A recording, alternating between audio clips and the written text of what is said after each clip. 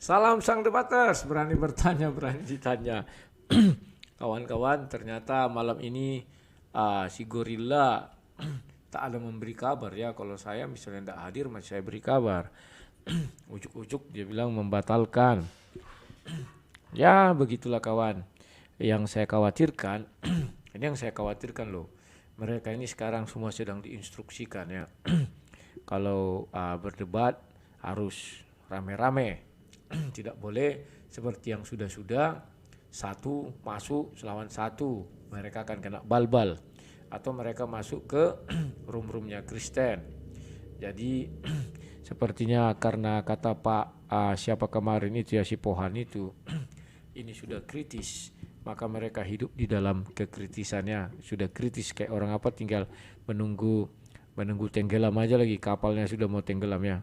Nah, jadi kawan-kawan, saya nggak tahu kenapa dia tiba-tiba membatalkannya ya, tanpa pemberitahuan sebelumnya, tanpa ada kayak aba-aba atau apalah namanya ya.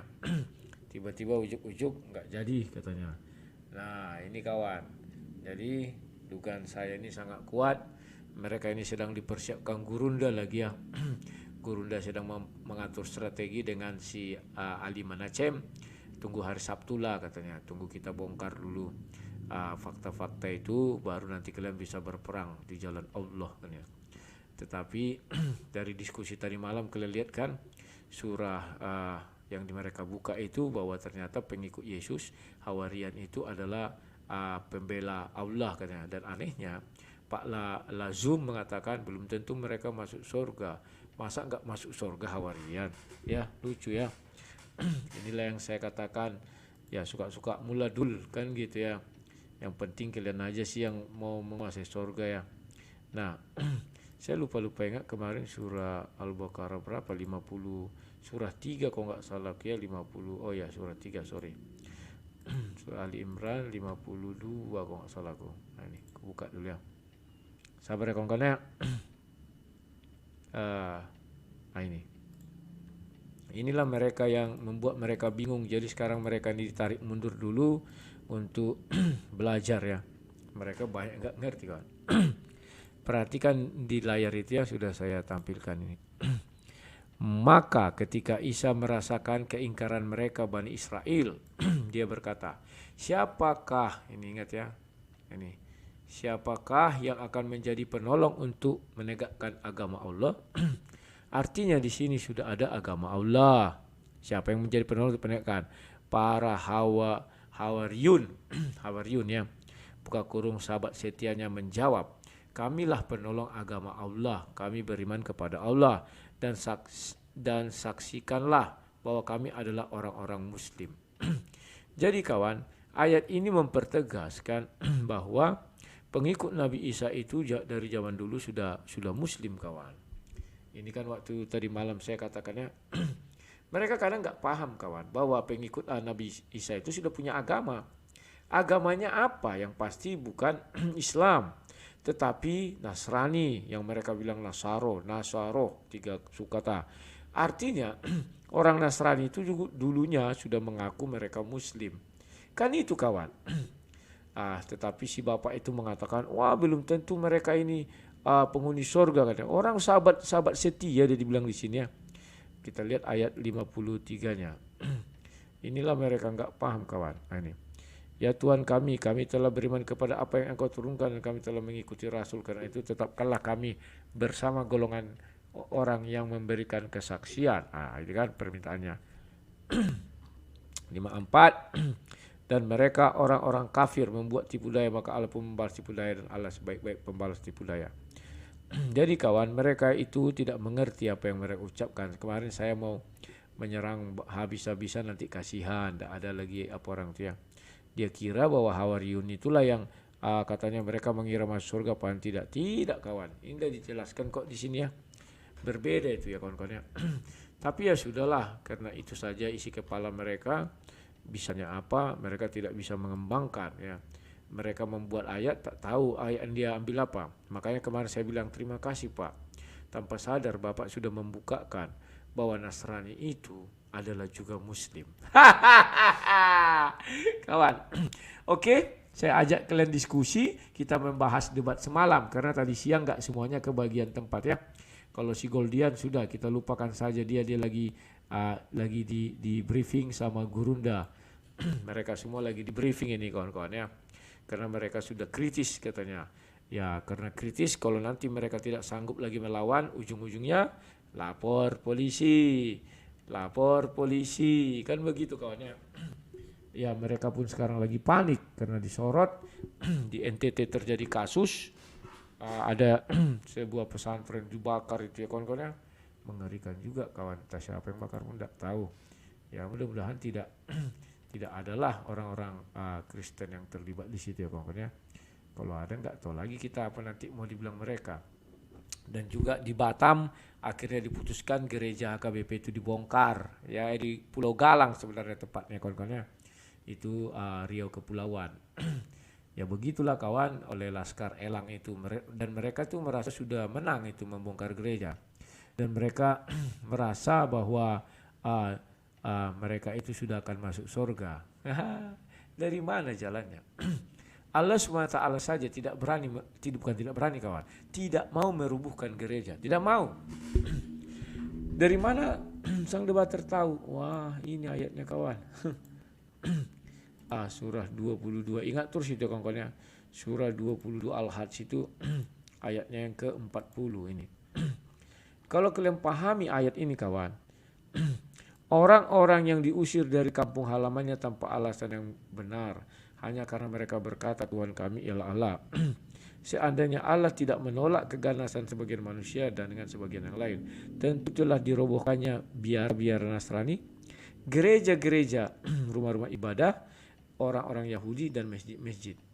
Jadi kawan, mereka itu tidak pernah membaca ayat ini, si elang apa namanya itu ya. Kemarin itu elang goblok, itulah entah apa namanya itu. Kalau dia pernah membaca ini kawan, dia harus paham bahwa Allah SWT menurunkan ini, Allah SWT yang menurunkan ini kawan ya, rumah-rumah ibadah ini kepada umatnya. Jadi jangan kalian kira yang kemarin itu mereka katakan oh Nasrani itu sifat. Tidak.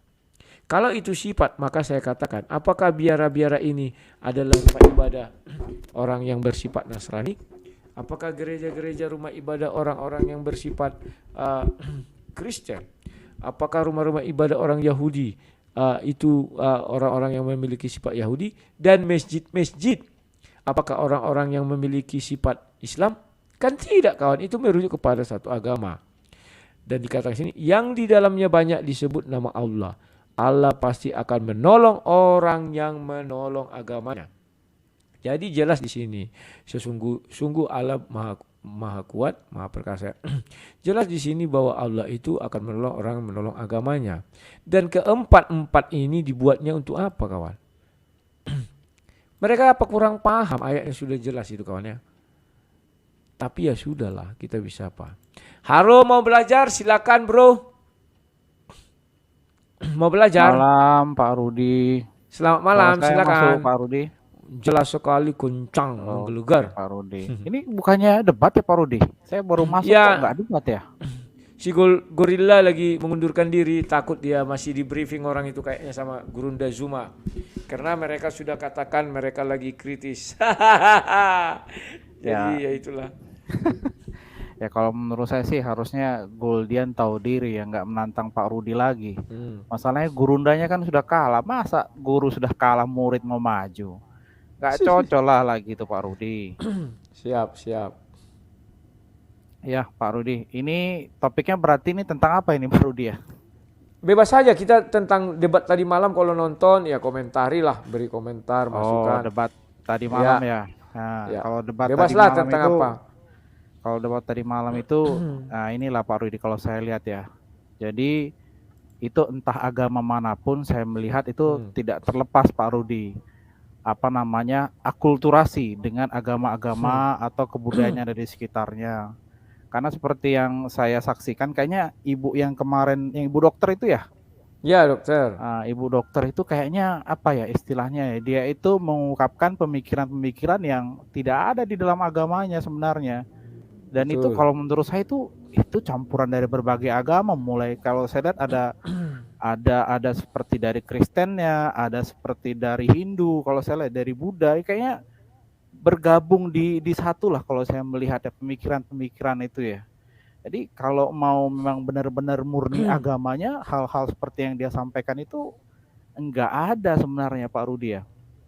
Tapi kita juga nggak boleh menutup mata lah. Kita juga orang Kristen juga kan kadang-kadang pikiran kita ya apa ya, nggak bisa fokus juga. Kita kadang-kadang terima pengaruh dari agama kanan kiri juga dan budaya ya Pak Rudi ya. Siap. Jadi ini memang perlu nih kita ini harus benar-benar memisahkan mana yang benar-benar murni dari ajaran Tuhan Yesus, mana yang istilahnya itu adalah sesuatu yang di luar ajaran Tuhan Yesus ini. Ya, kalau dari saya itu dulu lah Pak Rudi ya, karena saya melihat ya apa ya macam-macam lah itu kalau kita tidak apa ya, kalau kata ajaran Paulus tuh kita tuh harus tekuni ajaranmu apa sih? Saya lupa ya ayatnya itu ya Pak Rudi ya. Ajaranmu atau apa gitu, saya agak lupa. Mungkin dari saya itu dulu Pak Rudi. Terima kasih Pak Rudi. Oke, terima kasih, mau belajar. Ya, begitulah kawan. Kejadian tadi malam itu kita melihat mereka kolaborasi dengan berbagai macam pandangan sudut agama lain, bukan dari murni dari agamanya lagi kawannya.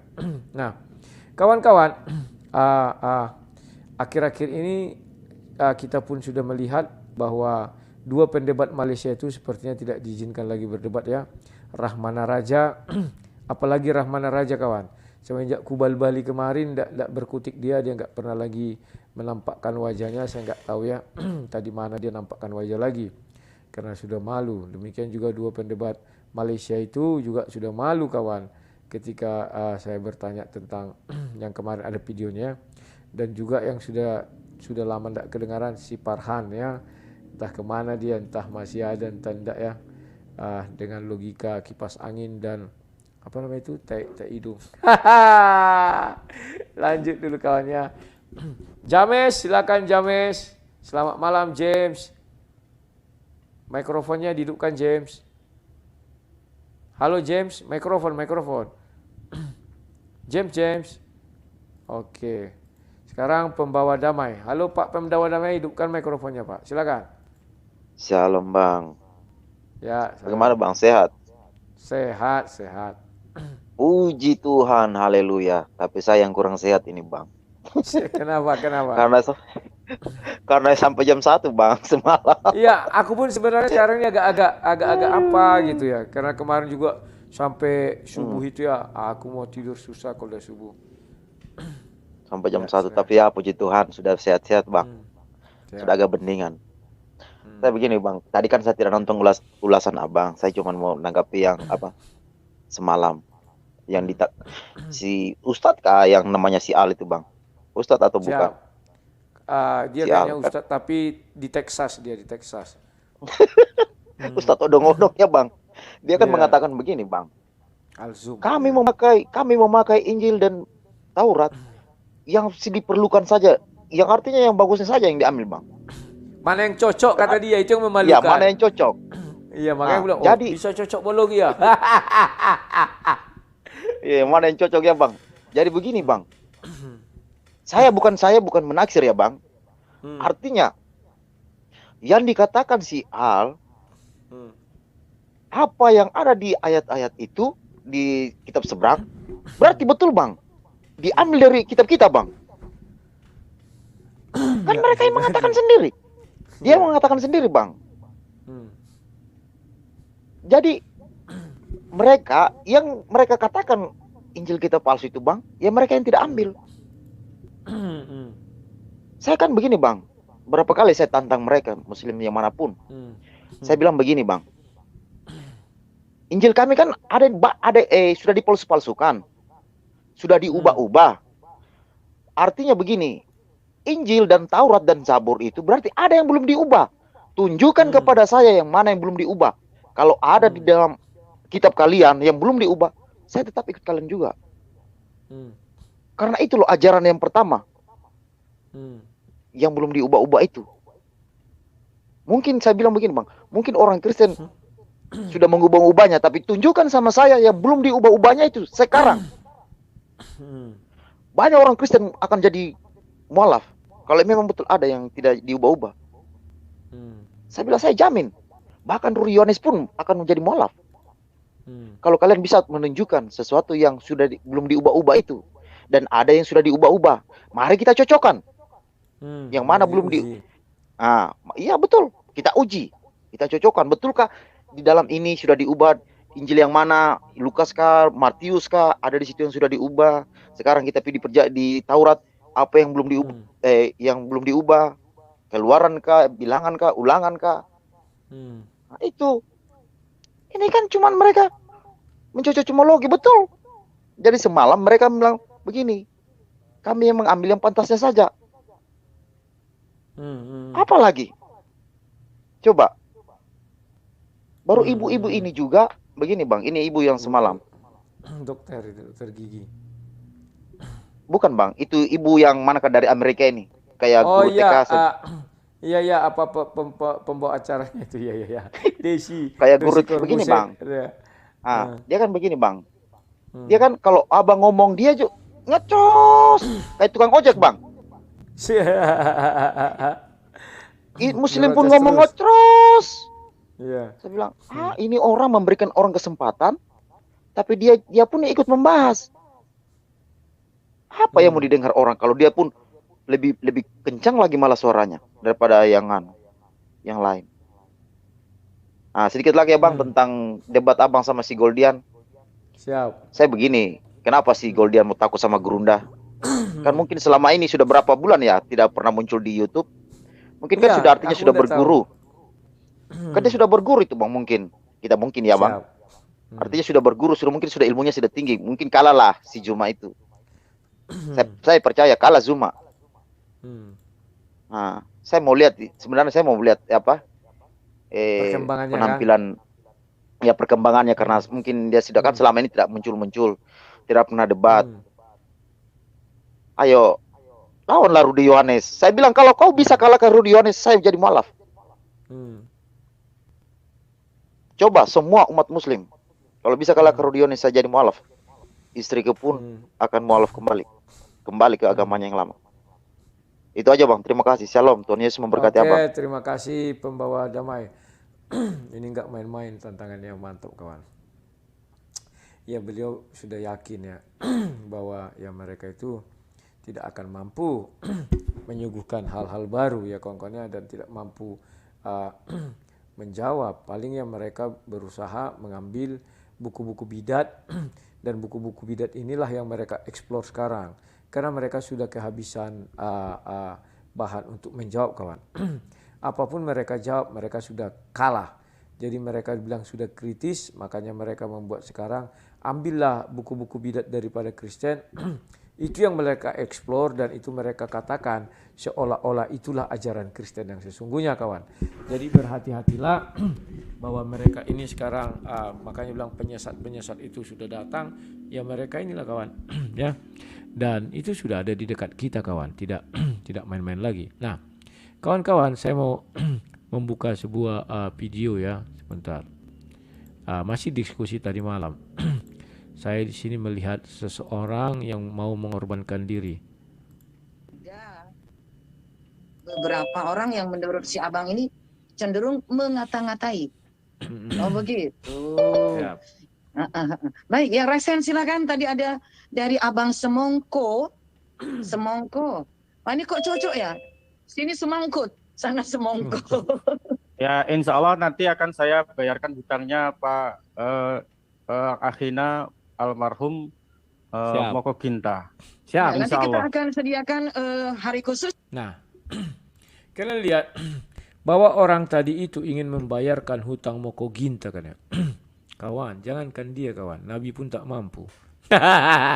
Loh kok bisa? Lah iyalah, Nabi hanya dibatasi sama Al-Quran itu saja kawan, 114 surah itu. Apakah ada pengetahuan tentang Injil? Injil yang mana mau dipegang Nabi? Injil Waraka? Atau Injil mana? Paham ya kawan-kawan ya? Jadi kalau ada yang orang-orang yang mencoba menerima pembayaran hutang daripada Moko Ginta kawan, saya pikir mereka ini lucu-lucuan saja. Daripada tak goyang ya, mereka berharap mereka perkasa. Ini taruhan yang gak main-main kawan. Saya bilang waktu itu sama Moko Ginta, detik di mana kamu temukan saya menjadi mualaf, saya bilang di depan orang banyak, saya bilang itu kawan, tunjukkan di Injil mana terdapat nubuatan Nabi Isa surah 61 ayat 6. Oh ada, akulah ini katanya. Di hadis katanya, maaf Pak, Nabi Isa tidak mengenal hadis. Oh ada, saya punya Injil tahun 1928, sakit emosi dia begini kayaknya, wah jatuh ke bawah, minumannya jatuh. Kalau kalian mau melihat, saya nggak cakap sombong, buka apa saya ini, video saya ini ya, kan ada itu 1000-an video, paling bawah, bukan paling bawah 1, 2, 3, mungkin paling nomor 4 atau nomor 5, karena yang paling bawah itu mengenai Sanihu Munir, mengenai Yesus menikah. Nanti kalian buka.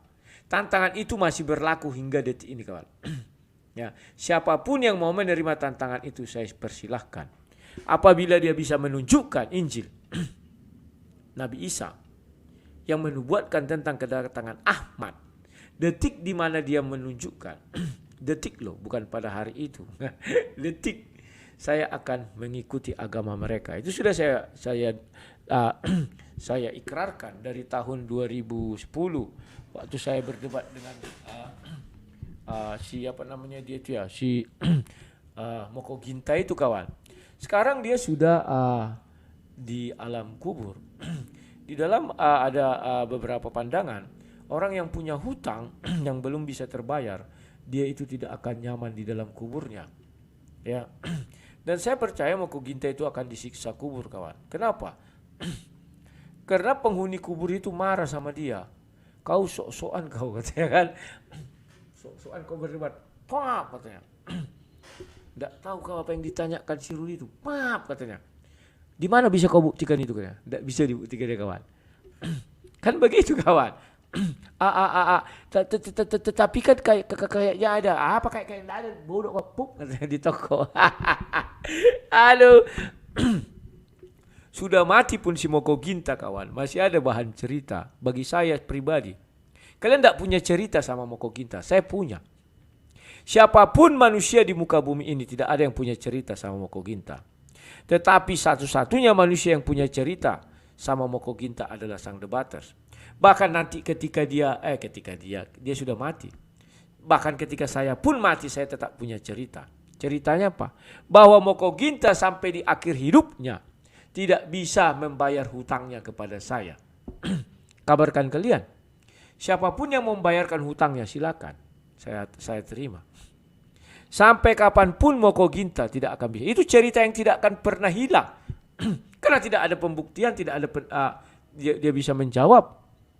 Gak percaya kalian? Kalian kira hebat Sinandar bisa menjawab? Suruh dia menjawab. Pergi kalian ke room-room mereka, tanya, siapa di antara sini yang bisa menjawab tantangan sang debater? Injil Nabi Isa, Injil Nabi Isa ya.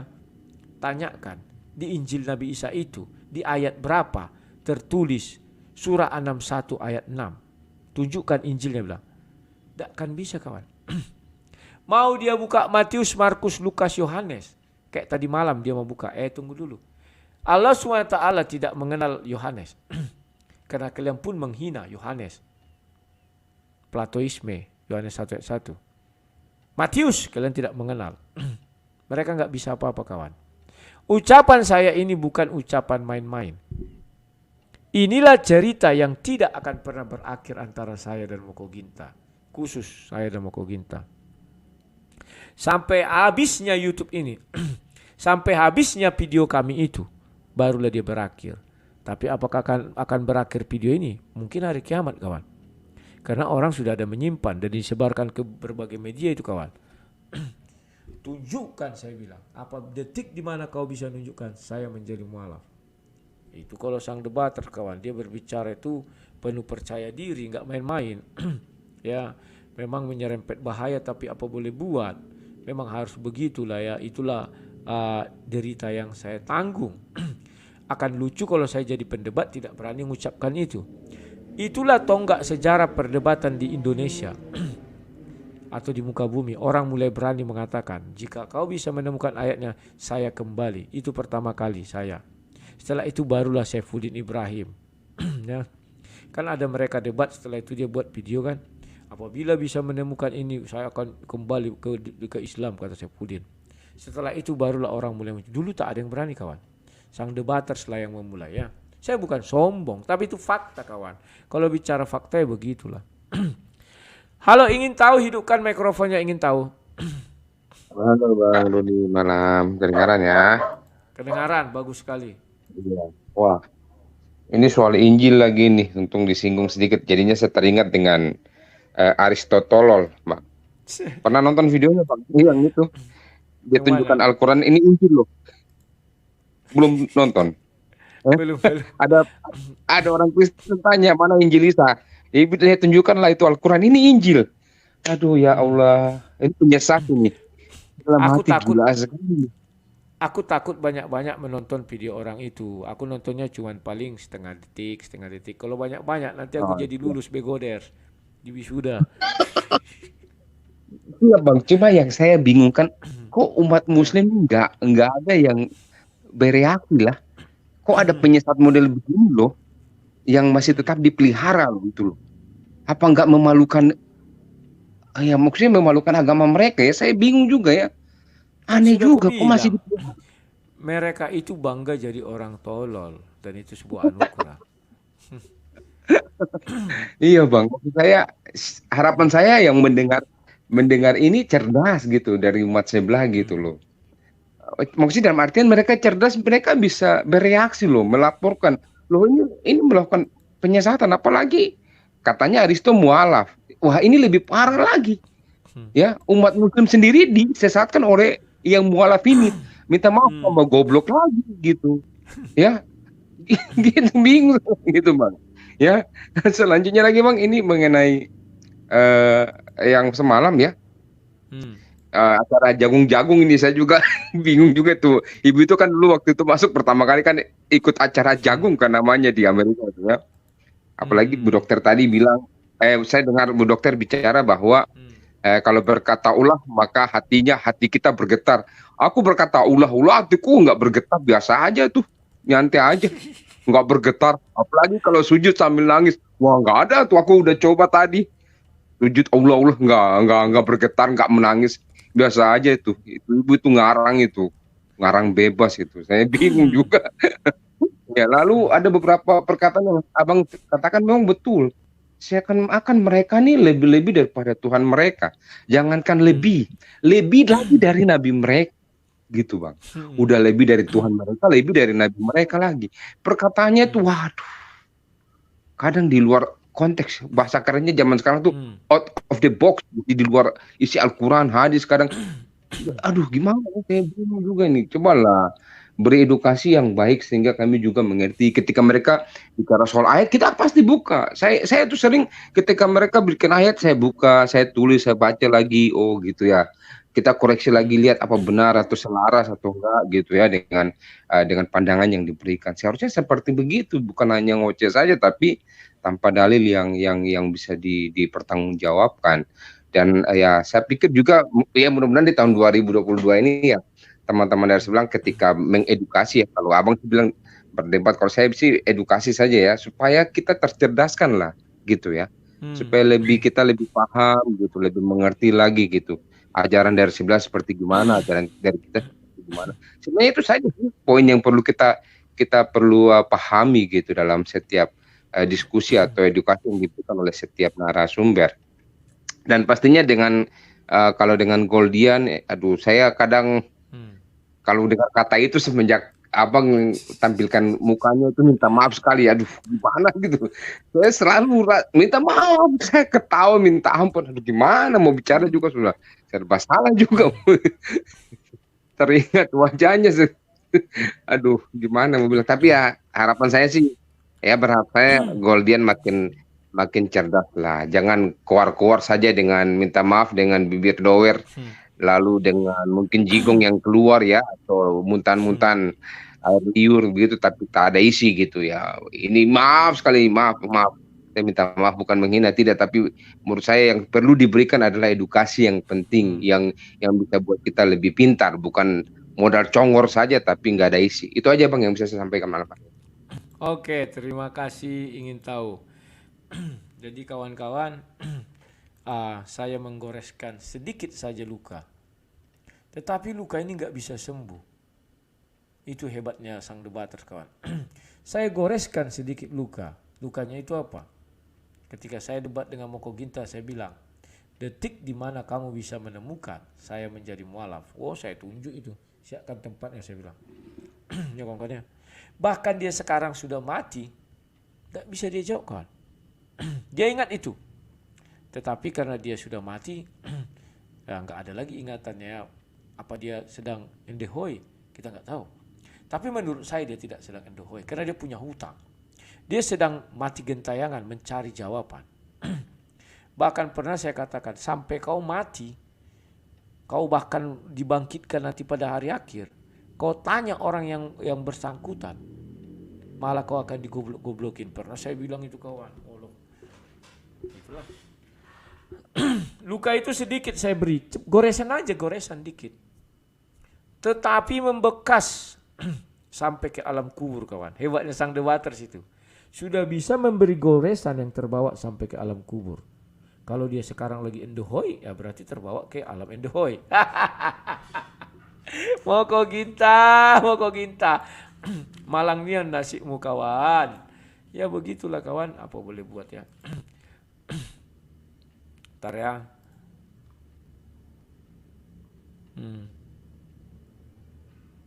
Sabar. Saya lupa di mana itu, kawan-kawan ya. Tapi ya sudahlah,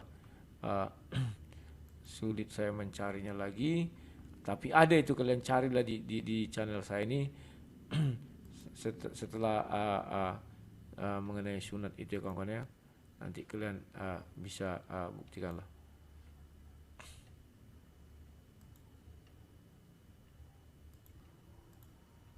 Nah, ini contoh salah satu tantangan saya, 2 tantangan saya sama Moko Ginta ya. Ini yang pertama. Wah, ini sang debater nggak main-main, kawan ya. Zaman dulu memang ukurannya masih segini, kawan. Nah ini. Kita lihat apa yang terjadi. Nah, Pekanbaru 22 bulan 10 2010 ya. Mampukah Moko Ginta memurtadkan sang debater? Nah ini, kawan. Saya sering mengatakan di internet ada juga 11 pertanyaan saya tidak akan mungkin, sama seperti Pak Moko Ginta. Maaf, saya bukan maksud apa-apa, saya hanya mempersamakan aja judulnya. Tidak akan mungkin dijawab oleh Muslim. Pertanyaan yang pertama sering saya bilang di internet, andai kata Hafiz bisa menunjukkan ayatnya, saat itu juga saya jadi mu'alaf. Tolong tunjukkan ayat sunat. Nah, kawan-kawan lihat, saya gemuknya dulu. Kenapa dalam video itu yang pertama saya katakan Hafiz? Karena yang mengerti isi Al-Quran itu luar kepala adalah Hafiz. Itulah sebabnya saya katakan, apabila Hafiz bisa menunjukkan satu ke ayat mengenai sunat, detik di mana dia menemukan saya menjadi mualaf. Bayangkan, kawan, di hadapan ramai orang itu saya sebutkan, bukan dunia maya kayak gini. Hadap wajah ketemu wajah. Dan mereka situ ramai sekali, 300-400 orang, penuhlah ruang gedung guru ya. Kita lihat lagi apa kelanjutannya, kawan. Nah, di sini saya langsung terdiam agak tegang. Kenapa? Karena ada yang masuk berdiri marah-marah. Itulah yang saya bilang, saya diancam mati di ruangan ini. Dan anggota saya yang nyuting ini kan lari, takut dia. Nah, yang punya video ini adalah yang punya video waktu marah-marah ini adalah panitia, tapi panitia cerdik dihapus video itu dan mereka mengupload kembali ya, tetapi tanpa masuk yang marah. Ini ada kedengaran sedikit saja kata-katanya, tapi mungkin dia terpotong ya. Masalah tadi. Nah, inilah si Moko Ginta sudah kelihatan mulai emosi ya, akuanya jatuh ya. Sunat. Siapa bilang nggak ada ayatnya? Ya ada dalilnya. Sumber hukum Islam itu bukan hanya Quran, iya kan? Ada hadis. Ada, jangan salah. Jadi semua harus ada Quran. Nggak begitu, kan tidak di Quran, ada di hadis. Nah, tanpa sadar dia mengakui tidak ada di Al-Quran, tetapi ada di hadis. Kan itu dia bilang. Ya, kita lihat apa jawaban sang debater ya kawan-kawan. Sebentar ya kawan-kawan, kita kilas balik sedikit. Biar kalian paham cepat terjang sang debater sini udah lama. Jadi semua harus ada di Quran, nggak begitu, kan tidak di Quran, ada di hadis. Jadi semua harus ada di Quran, nggak begitu, kan tidak di Quran, ada di hadis. Ada di hadis masalah hitam. Ada, saya bilang Anda harus masuk Islam, Ustaz.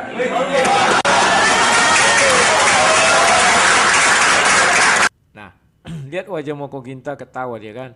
Wah, merasa menang. Anda harus masuk Islam sekarang ya. Oke, lihat.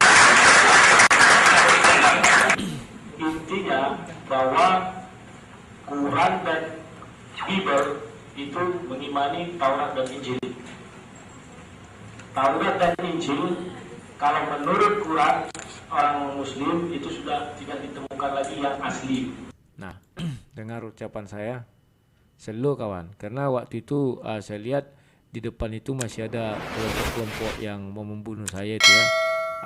Saya jadi bicaranya agak pelan-pelan. Tetapi ketika untuk membuktikan apa isi Quran, mereka sering mengambil yang ada di dalam Injil, Bible sekarang. Contoh konkret adalah dalam banyak hal tentang sunat itu kan diberikan kepada Ibrahim atau Abraham sebagai perjanjian, itu firman Allah. Karena dia firman, maka letaknya harus pada posisi kitab firman. Nah, di situ saya menembaknya slow kawan. Itu adalah firman Allah, karena mereka mengakui Ibrahim adalah Abraham. Karena itu firman, maka letaknya tidak boleh di hadis. Loh kok bisa begitu sang debaters? Lah, kalau di hadis artinya Al-Quran itu tidak 100% firman Tuhan lagi, sudah ada di hadis. Ada yang lari, artinya mungkin 99% karena ada satu di hadis. Kan begitu maksudnya kawan. Mereka nggak sampai ke sana isi kepalanya. Akhirnya apa? Moko kita terdiam, tidak bisa apa-apa. Tidak bisa apa-apa kawan, terdiam. Baru yang kedua itu yang saya tanya mengenai surah 61 ayat 6 ya. Ya begitulah kawan, sampai hidup sampai akhir hidupnya Moko Ginta menahan malu dan beban ini dia bawa sampai mati. Bahkan sampai nanti dibangkitkan pun dia tetap akan membawa beban ini. Halo Kapur Ajaib, silakan Kapur Ajaib. Mikrofonnya hidupkan bro. Shalom Bang. Siap, silakan. Iya, saya ini baru rilis juga ya Goldian video yang terbaru dia setelah lama bersembunyi di Gua Hira ini. Hampir 2 bulan mungkin dia update lagi ya. Iya, lari kan setelah wajahnya yang cukup rupawan ini tampil di per YouTubean ini langsung hilang dia ke Gua Hira. Ini lucu juga Bang, setelah saya lihat dia update kemarin sama si swasta ya, ada videonya terbaru itu. Dia memakai kalung-kalung emas gitu loh Bang. Padahal di dalam Islam itu haram gitu loh Bang. Jadi seolah-olah dia mengejek sendiri bahwasanya dari AdSense dia YouTube ini dan donasi-donasi Islam itu mereka kumpulkan untuk membeli emas gitu loh. Berdua muncul. Itu lucu sekali saya lihat kemarin itu Bang. Apa maksudnya si Goldian ini? Kayak mau bom atom apa gitu memunculkan setelah lama sembunyi di Gua Hira. Nah itu aja sih dari saya Bang. Kelucuan si Goldian ini setelah ini. Oke Bang. Siap, terima kasih Bang. Kapur. Yuk. Jadi Goldian ini kawan, waktu kasus MKC pertama sekali Agustus dia meledak-meletup kawannya. Banyak dia kalau si MC bilang banyak menangnya. Bahkan pernah dia sebulan dapat 30 juta kira-kira begitu ya. Makanya dia sekarang tambah gemuk. Jadi dia bisa beli emas segala macam ya. Ya, biarlah dia menikmati apa yang dia rasakan itu suatu kebaikan. Tapi intinya kawan, kalian menyaksikan baru sang debater telah membuat orang sampai mati berhutang. Ini tidak main-main kawan, sampai mati dia berhutang. Sampai dia tak kemana lah dia si Moko Ginta itu sekarang. Tak tenang hidupnya itu kawan, di alam baka sana pun tak tenang kena hutang itu kawan. Ya dia pula melawan-lawan sang debater. Ya dikasihlah goresan dikit, goresan aja itu kawan.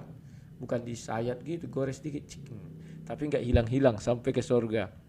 Ke sorga sampai ke alam baka. Nanti takutku kami jumpa nanti di alam baka, lain lagi ceritanya. Halo Johnson Meong, silakan Johnson Meong. Yuk, shalom. Ini nggak jadi loh. Bang Gantengnya mana? Bang Gantengnya Goldiannya kemana? Ya. lagi apa dia bertapa memperdalam ilmu dikit lagi sebelum kan dia baru muncul nih. Mungkin guru udah bilang kau bertapa lah dulu, jangan kau sok-sok gitulah. Oh, dia Bang Gantengnya kabur gitu. Ya. Oh. Kesibukannya selain ganteng ngapain deh, bingung saya. Nah, mengenai video live itu yang lama tadi ya. Itu itu udah saya nonton, itu udah pas kapan saya nonton, udah lama lah, itu pas zaman saya handphone saya itu masih Nokia itu. Itu saya udah nonton itu. Masih Moko Gilo itu yang itu kan ada bukunya dia tuh 10 mustahil Kristen bisa jawab. Itu apa coba? Siap. Ada bukunya itu dulu sempat saya download deh kalau nggak saya dulu buku itu deh. Tapi saya udah tahu lah saya download aja apa sih ditanya sama dia gitu. Tanya itu aneh-aneh aja gitu. Kok bagaimana apa coba mana ayatnya Tuhan Yesus beragama Kristen? Itu kan it's stupid man.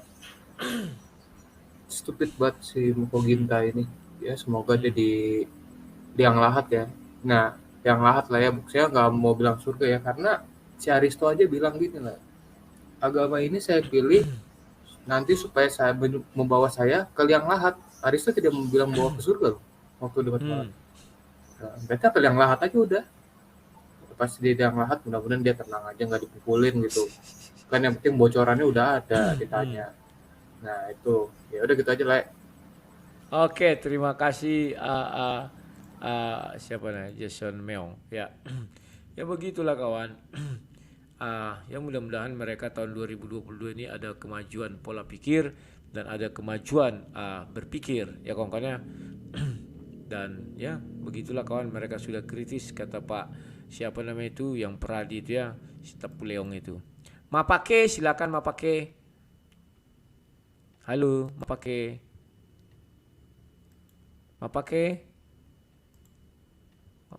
Mikrofonnya itu mati.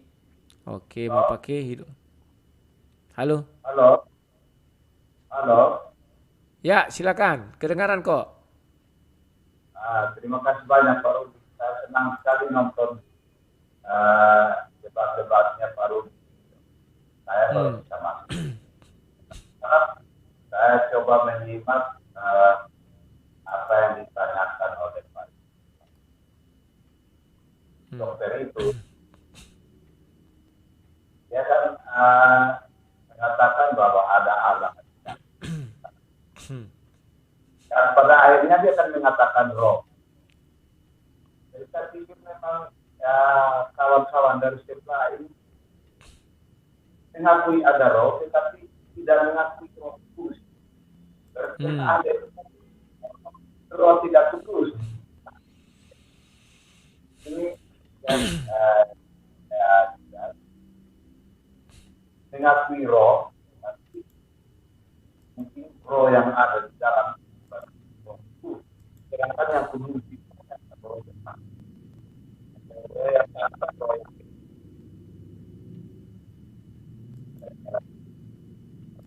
Halo Mapake, suaranya kurang bagus ya.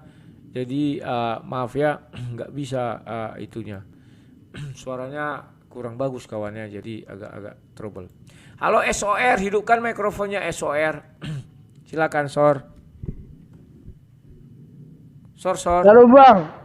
Salam, silakan. Ya.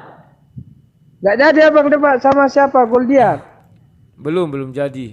Dia masih mau memperdalam ilmu dulu. Nggak jelas juga si Goldian itu ya, Goldian si bloon. Iya Bang. Iya Bang, Abang putar video Moko Ginta jadi teringat aku kemarin diskusi sama orang Malaysia Bang. Ya. Abang kan nanya sunat kan? Ya. Di tempat butis saya kemarin semalam diskusi sama orang Malaysia kan gitu. Abang kan bahas sunat tadi kan? Saya bahas Taurat Bang. Aku bilang gini sama orang Malaysia. Pak begini saja Pak. Daripada kita capek ribut begini saja Pak. Kalau memang benar Tuhan itu yang menurunkan Taurat, aku bilang gitu kan? Pasti tahu apa isi Taurat itu, apa isinya aku bilang. Coba dulu Bapak terangkan Taurat menurut ajaran Bapak. Saya bilang gitu kan. Muter dia Bang, ke sana kemari Bang. Katanya begini Bang, itu kan di zamannya katanya. Zamannya Musa nggak berlaku. Langsung saya sekak di situ Bang. Bapak sudah melecehkan Tuhan Bapak. Firman Tuhan itu kekal, ucapan Tuhan nggak main-main Pak. Masa ucapan Tuhan expired tidak berlaku? Saya bilang gitu. Udah kayak manusia lah Pak, ucapannya tidak bisa tidak berlaku gitu Pak, kan bilang gitu. Stres dia Bang dengar. Ya gimana ya, masa firman Tuhan itu bisa expired, bilang gitu kan. Ya firman Tuhan itu kekal Pak, gitu Pak. Ya kalau memang nggak ada ya bilang aja nggak ada, ya berarti bukan dia yang menurunkan Taurat Pak. Udah gitu aja Pak dari saya, bilang gitu kan. Diam dah dia. Nanti nanti tambahin. Itulah memang Bang orang ini Bang, aneh-aneh aja jawabannya Bang. Orang ya. Ya. Nanti kau tambahi juga bahwa dikatakan bahwa Islam itu penyempurna. Berarti sebelumnya nggak sempurna bilang. Masa Tuhan menurunkan sesuatu yang nggak sempurna? Kan iya, itu lagi Bang. Katanya ngelak lagi situ. Katanya kan ini kan sudah Quran katanya, sudah Islam. Jadi Taurat nggak berlaku. Saya tanya, yang menurunkan Taurat siapa Pak? Tuhan katanya. Jadi Tuhan menyempurnakan kitabnya gitu. Atau gimana? Tuhan menyempurnakan omongannya, firmannya aku bilang. Gimana ya Bapak ini? Aku bilang gitu kan. Sebenarnya gimana menurut Bapak gitu. Ibarat itu Pak, Tuhan kayak seperti manusia Pak, yang dia lupa ngomong A bisa ke B gitu Pak. Kan gitu. Ini kan Tuhan bukan manusia Pak yang sering lupa Pak, aku bilang. Yang mana lah mungkin dia menyempurnakan firmannya sendiri, aku bilang gitu. Terus dia kan lucu. Jadi Pak ini Pak, kalau menurut saya Tuhannya sudah beda Pak, saya bilang kan gitu. Kalau Tuhan yang benar Pak, tahu dia Pak isi Taurat itu apa. Nggak akan terjadi Pak penciptaan 2 kali Pak di dalam buku yang beda, aku bilang gitu. Cobalah Pak, ini ya isi Taurat coba. Kan itu kan kejadian, sudah ada penciptaan, masa diturunkan kitab ada lagi penciptaan lagi, 2 kali dong penciptaan Pak, gimana ya Bapak ini, gue bilang gitu. Dan buminya jadi berbeda. Iya penciptaan apa? Iya beda penciptaannya. Cobalah Bapak berpikir kayak gitulah Pak, gak usah lah capek-capek kita berpikir palsu atau enggak aja, aku bilang. Itu aja logika kita bilang. Mana lah mungkin Tuhan yang sama menurunkan kitab 2 kali penciptaan, saya bilang gitu kan gitu. Jadi jelas ini sudah berbeda Pak, gak usah lagi kita capek gitu. Ya tugas Bapak mencari mana yang benar dan mana yang salah, kan gitu. Itu aja lah Pak, saya bilang. Karena kan iman itu Pak dibawa sampai mati Pak. Urusannya ya nanti surga neraka itu kekal Pak. Gak mungkin dari neraka bisa ke surga Pak, saya bilang gitu. Kayak mall lah Pak, bisa pindah-pindah gitu. Belum gitu aja Pak. Oke Sor, terima kasih ya Sor. Jadi kawan-kawan, kita semakin kritis, mereka semakin kritis kita ya. Kritis maksudnya bukan, mereka juga kritis. Mereka kritis dalam artian mau karam, kita kritis mengkritisi maksudnya. Kita tidak bisa lagi dibohong-bohongi lagi kawan-kawan sama pendebat-pendebat itu ya. Ya begitulah kawan. Jadi dimanapun kalian berada ya lakukan pelan-pelan aja. Mereka ini mau nyinggung-nyinggung kan, lah langsung sambar aja, sambut. Maaf ya Pak, saya bukan bermaksud ini. Ajak-ajak gitulah kira-kira. Begini loh Pak, begini ya, baru sikat pelan-pelan. Gunakan jurus tai chi kawan, dengan lembut menghajar orang. Halo, Mateus, silakan hidupkan mikrofonnya Mateus. Silakan. Selamat malam Bang. Malam-malam, silakan Mateus. Ini dari Riau nih. Wes, Riau sama kah? Aku juga di Riau. Abang kan nggak di Riau lagi, mungkin di Pekanbaru ini. Aku di Duri. Oh, iyalah ya, oke lah. Ini Bang, kalau kita memang membahas sama agama tetangga memang agak ini juga ya. Contohnya Bang ya, di dalam Alkitab Tuhan berfirman kepada Musa. Siap. Oke. Juga Tuhan berfirman kepada Nabi Samuel. Siap. Dan banyak lagi ya. Tapi di kitab yang lain Tuhan juga berfirman begitu ya. Berfirman ngomong. Artinya apa mungkin Tuhan berfirman 2 kali dalam satu pribadi orang? Ya, mantap. Dan firmannya berbeda lagi. Iya. Terus itu kan aneh ya. Itu aneh, janggal, dan nggak masuk akal. Pertanyaan saya, mereka menuduh palsu. Lalu siapa yang palsu? Apakah yang pertama atau yang kedua? Contohnya, sekiranya tidak ada Alkitab, nama-nama yang ada di Alkitab tidak ada mungkin di kitab yang lain. Sudah pasti itu. Siap, pasti. Sudah pasti. Itu logika. Yang kedua, mereka selalu berkata ya lebih banyak amal daripada dosa. Kalau banyak amalnya, perbuatan baiknya, dia masuk surga ya. Tetapi kalau kita pikir-pikir, benar di Alkitab ini betul-betul jenius, betul-betul hebat. Si Adam aja satu dosa aja diusir. Tentu sebelum Adam jatuh ke dalam dosa kan masih ada kisaran waktu dia ya. Karena umur Adam kalau nggak salah 930-an ya. Siap. Anggaplah 100 tahun umur Adam sebelum jatuh ke dalam dosa. Itu kan banyak amal ibadahnya, perbuatan yang baiknya. Ya, kalau nggak banyak tentu kan udah diusir. Itu logikanya. Ya. Berarti selama dia belum jatuh ke dalam dosa, tentu banyak amal ibadahnya. Tapi hanya satu saja dosa diusir. Ya benar nggak, Bang? Siap. Satu saja dosa si Adam diusir. Padahal amal ibadahnya mungkin 100 atau 1000. Artinya Tuhan tuh nggak ada kompromi kalau A, B. Dan tidak bisa dosa sekecil apapun di dalam surga. Iya. Oke, setelah itu mereka mengklaim harus lebih banyak amal baru masuk surga. Pertanyaan kedua, itu ada protes. Tuhan, di mana keadilanmu? Aku saja sekali berdosa engkau kusir. Sementara keturunan saya ini banyak dosa kamu tampung. Bukankah Tuhan Maha Adil? Dari situ Tuhan mengambil kebijakan korban. Dia langsung. Jadi kalau saya lihat tentang mereka jauh. Gak nyambung. Dan pernah sekali Bang ya, 17-an ini merdeka ya. Ada teman kita yang dari Sumbar, tahu lah Bang ya.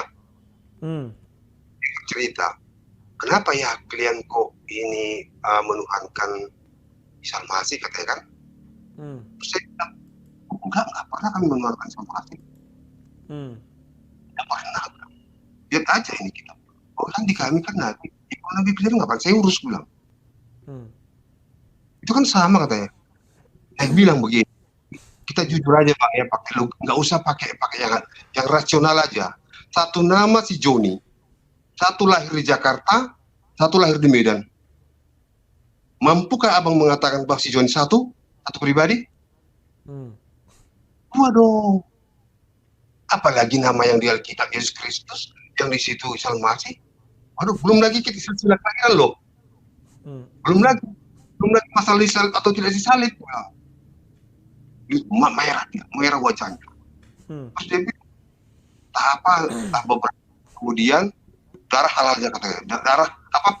Halal darah.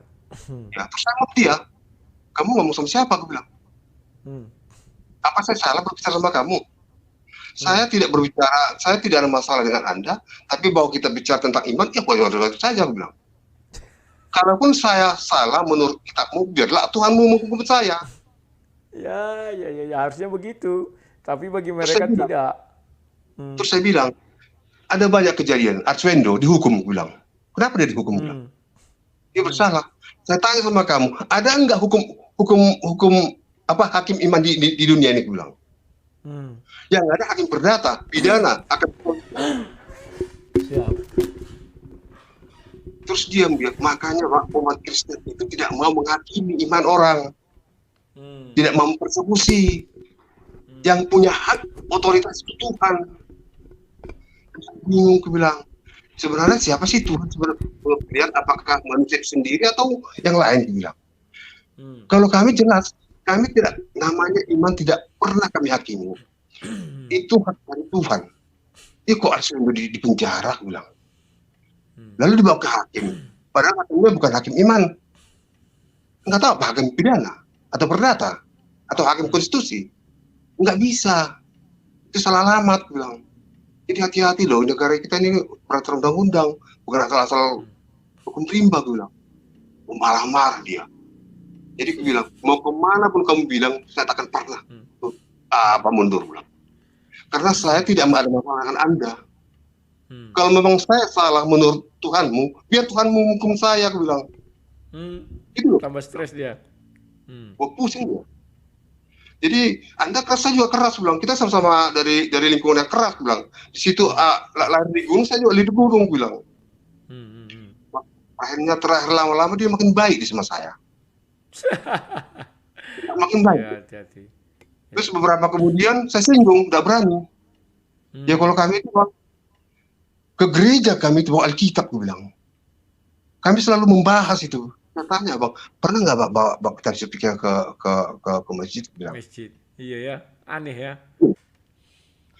Kalau kami ngomel-ngomel itu pendeta sama pastor tuh kalau nggak bawa Alkitab, bilang. Ngomel itu, dia khotbah itu. Kalau kita ke sawah bawa apa?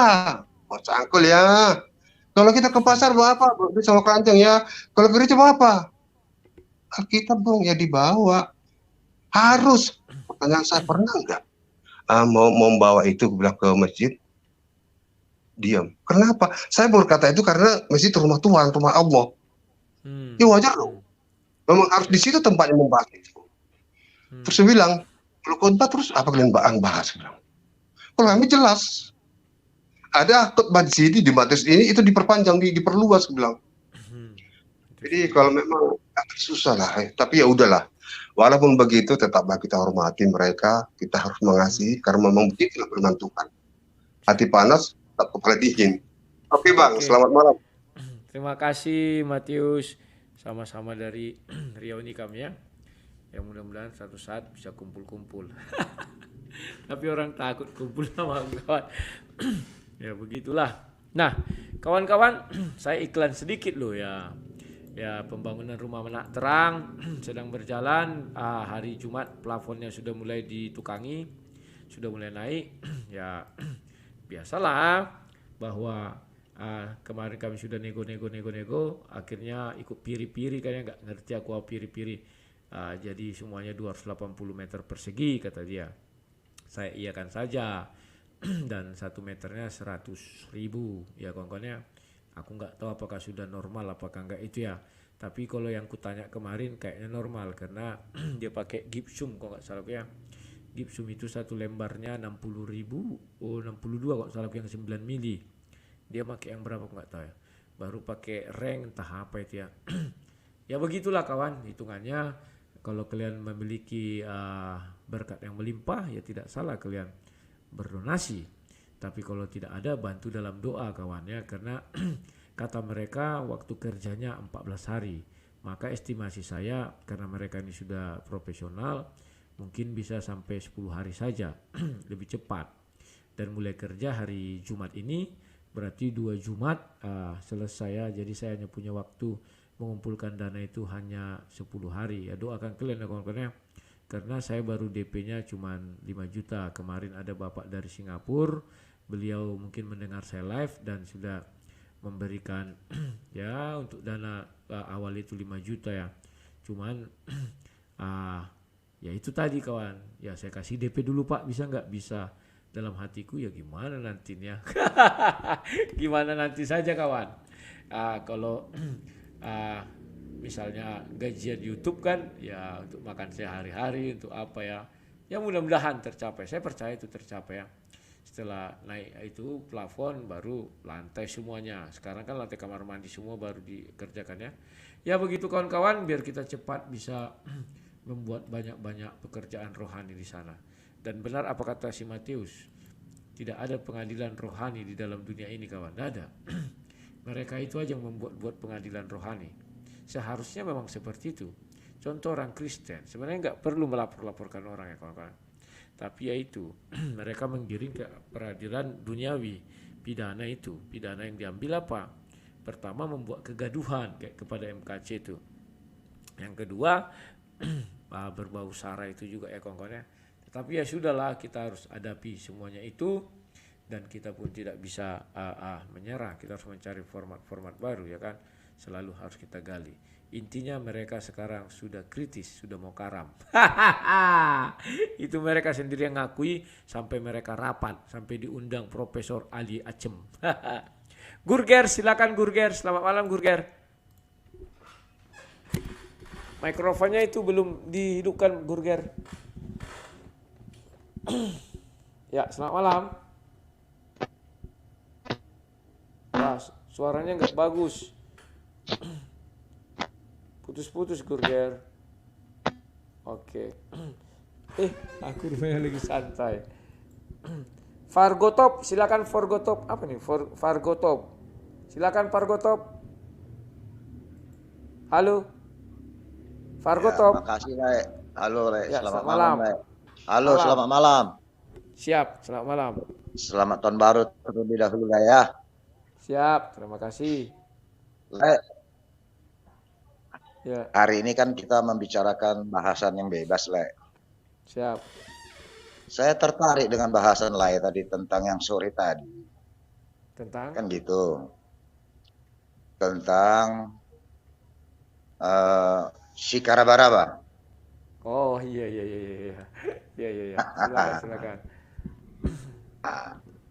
Saya mau, mungkin bukan saya saja ya, Le, ya. Mungkin banyak orang Kristen berharap dan bermohon bantuan Le.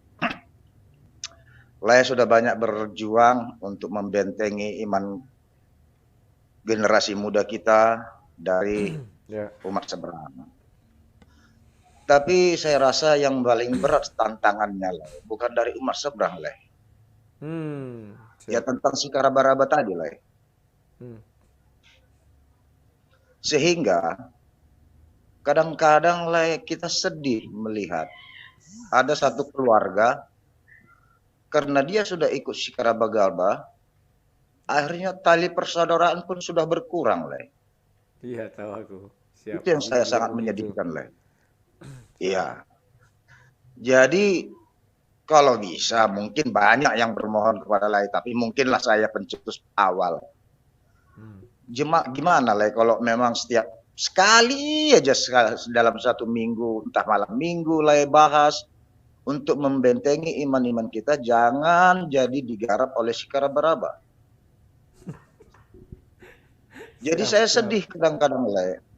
Kita orang Batak, Le. Akhirnya nanti terkikis adat Batak kita itu, Le. Sementara orang Belanda aja masih belajar terus sama kita tentang adat istiadat. Iya, betul. Kan betul kan, Le?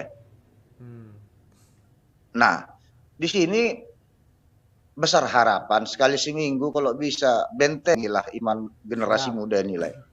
Nanti aku supaya jangan terkikis rasa hormat kita kepada, ya kalau kita orang Batak kan kepada tulang, kepada opung, kan gitu, Le. Ya, betul. Jadi ini ada cerita sedikit lawak, Le. Boleh. Ya bahasa-bahasa di lapangan lah. Menurut Le, tadi Le singgung masalah GKII.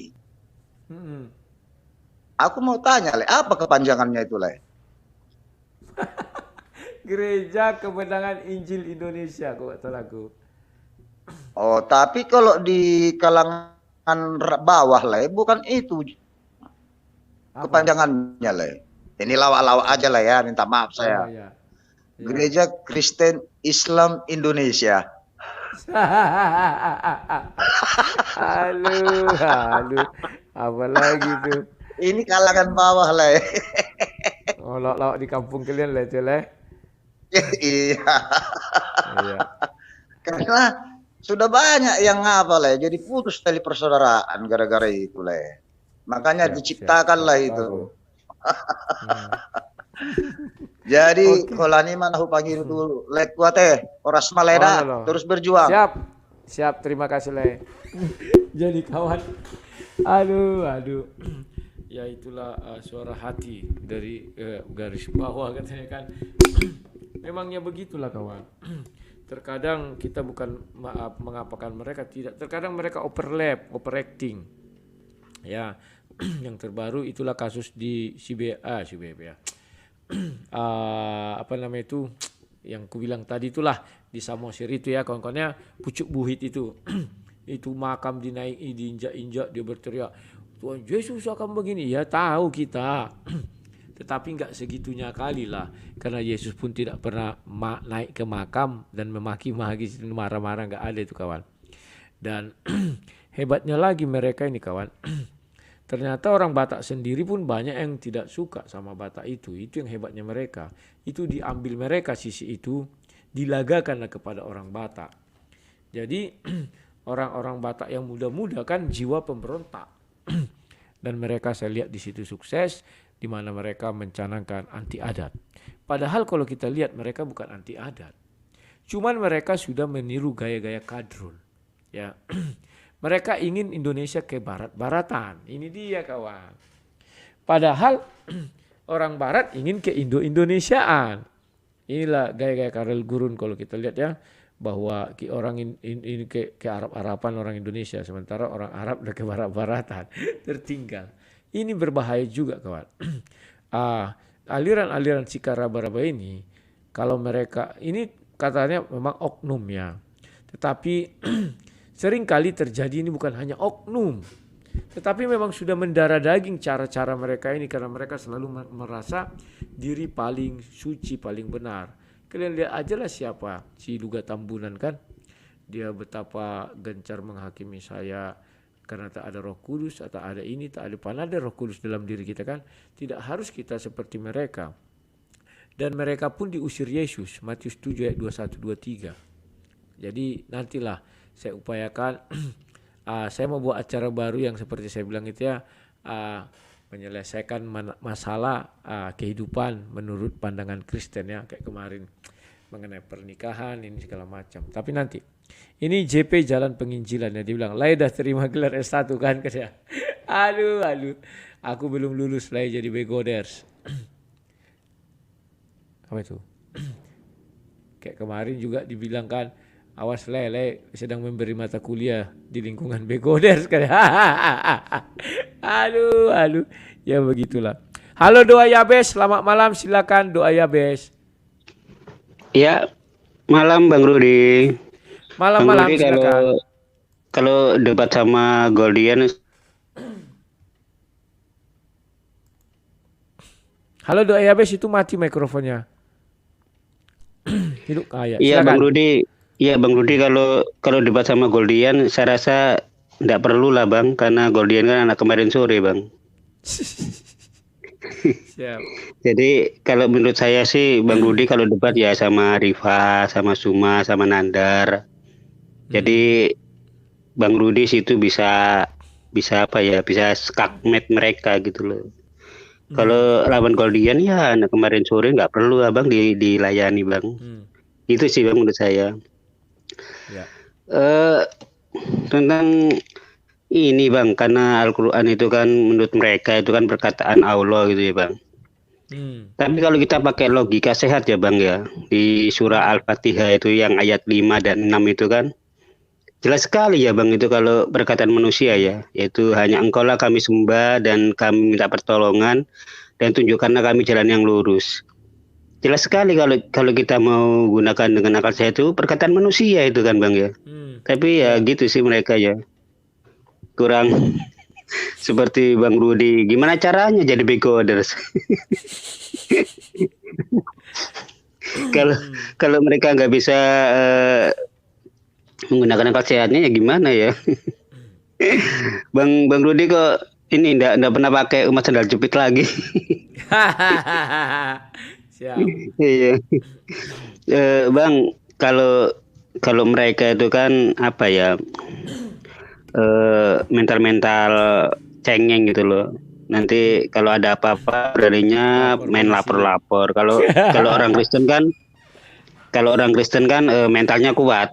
Dihina apapun, Alkitab dihujat, Tuhan Yesus. Orang Kristen membantahnya dengan argumen sehat gitu loh. Tapi kalau mereka nggak bisa bantah ketika kitabnya diserang, nabinya diserang atau Tuhannya dibongkar gitu, ya mereka ujung-ujungnya ya main lapor. Ya gimana ya, kalau mental-mental tempe gitu gimana Indonesia bisa maju ya kalau mereka yang mayoritas begitu. Itu mereka Ya, mau gitu sih, Bang. mereka mau menunjukkan kepada seluruh dunia bahwa mereka itu sudah tidak mampu lagi, sudah angkat bendera putih. Jadi salah satunya cara harus lapor ke polisi agar polisi membungkam orang-orang yang mengapakan mereka. Begitulah. Itu bukan hanya di Indonesia, Bang, di barat juga begitu. Mereka pola pikirnya seperti seperti ahli dakwah gitu. Kan pernah bicara itu kalau ada yang menghujat, menghina tentang nabinya atau agamanya itu ya layak dihukum mati gitu loh. Padahal dia tinggal di barat tuh itu. Sampai pola pikirnya seperti itu kan. Jadi ya sama juga sih, roh-rohnya kan sama ya Bang ya. Rohnya itu sama mereka itu. DNA bukan roh tapi DNA-nya sama. DNA-nya sama. Iya ya Bang. Ya semoga berharap sih mereka memikirkan tentang surat Al-Fatihah ayat 5 dan 6 itu. Apakah itu perkataan Tuhan atau perkataan manusia gitu loh. Semoga mereka merenungkan itu. Karena mereka klaimnya kan kalau Al-Quran kan perkataan Allah. Tapi kalau kita mau renungkan dalam-dalam surat Al-Fatihah ayat 5 dan 6 itu ya semoga mereka tercerahkan gitu loh Bang. Ya gitu aja sih Bang. Oke, ya saran saya Ya. Bang Rudi kalau debat sama Ustadz saja, sama Ustadz, sama Rifa, sama Suma gitu tidak apa-apa gitu. Tapi kalau karena kemarin sore jangan ya Bang ya. Mungkin bisa ini Bang, bisa anak didiknya Bang Rudi saja kalau mau meladeni ini si Goldian kan. Sama-sama masih remaja kan, biar mereka ini kan Bang. Biar mereka ini saling beradu argumentasi. Anak remaja kayak apa sih mereka kalau berargumentasi gitu kan. Ya kita Bang, semangat Bang, semangat. Terima kasih doa Yabes atas masukannya. Ya kawan-kawan, inilah yang kadang kita tidak bingung melihat dunia ini. Dimanapun mereka berada, halal darah itu pasti ada ya. Karena itu sudah memang dari sononya atau bagaimana, ya itulah kawan. Ya apa boleh buat lah, itulah yang mereka ketahui. Seharusnya ini masalah rohani. Jawablah kalau kau ditanya. Kan itu aja kawan. Berani bertanya, berani ditanya. Jangan kerja kau hanya bertanya terus. Selesai kawan. Slow ya. Oke, ini aku naikkan dulu Sasuke. Halo Sasuke, selamat malam. Mikrofonnya didudukkan Sasuke. Halo bos. Ya, selamat malam. Dengar silakan. suaraku? Dengar, silakan. Iya. Jadi pertama aku mau nanggapin soal GKII itu ya, yang kau bilang itu ya. Siap. Jadi benar katamu, Tuhan Yesus nggak pernah menolak adat istiadat, tapi Tuhan pasti menginginkan bahwa ibaratnya sebuah rumah, pondasi dari adat istiadat itu haruslah firman Tuhan. Siap. Kemudian nanti atapnya firman Tuhan lagi. Harusnya begitulah kira-kira kalau mau dibuat. Jadi adat istiadat itu harus berdiri di antara pondasi dan atap yang merupakan firman Tuhan. Barulah nanti adat istiadat itu menyesuaikan diri terhadap firman Tuhan. Bukan firman Tuhan yang menyesuaikan diri terhadap adat istiadat. Tanpa harus menghilangkan adat istiadat itu harus menyesuaikan diri dengan ajaran firman Tuhan. Itu yang pertama. Yang kedua, itulah seperti aku sampaikan kamu ke WA, aku tertarik dengan cara kau menjelaskan ke ibu dokter itu dengan cara yang sederhana, kan begitu kan ya. Jadi itu lucu sebenarnya, sebut aku itu adegan yang lucu sekali, ya kan.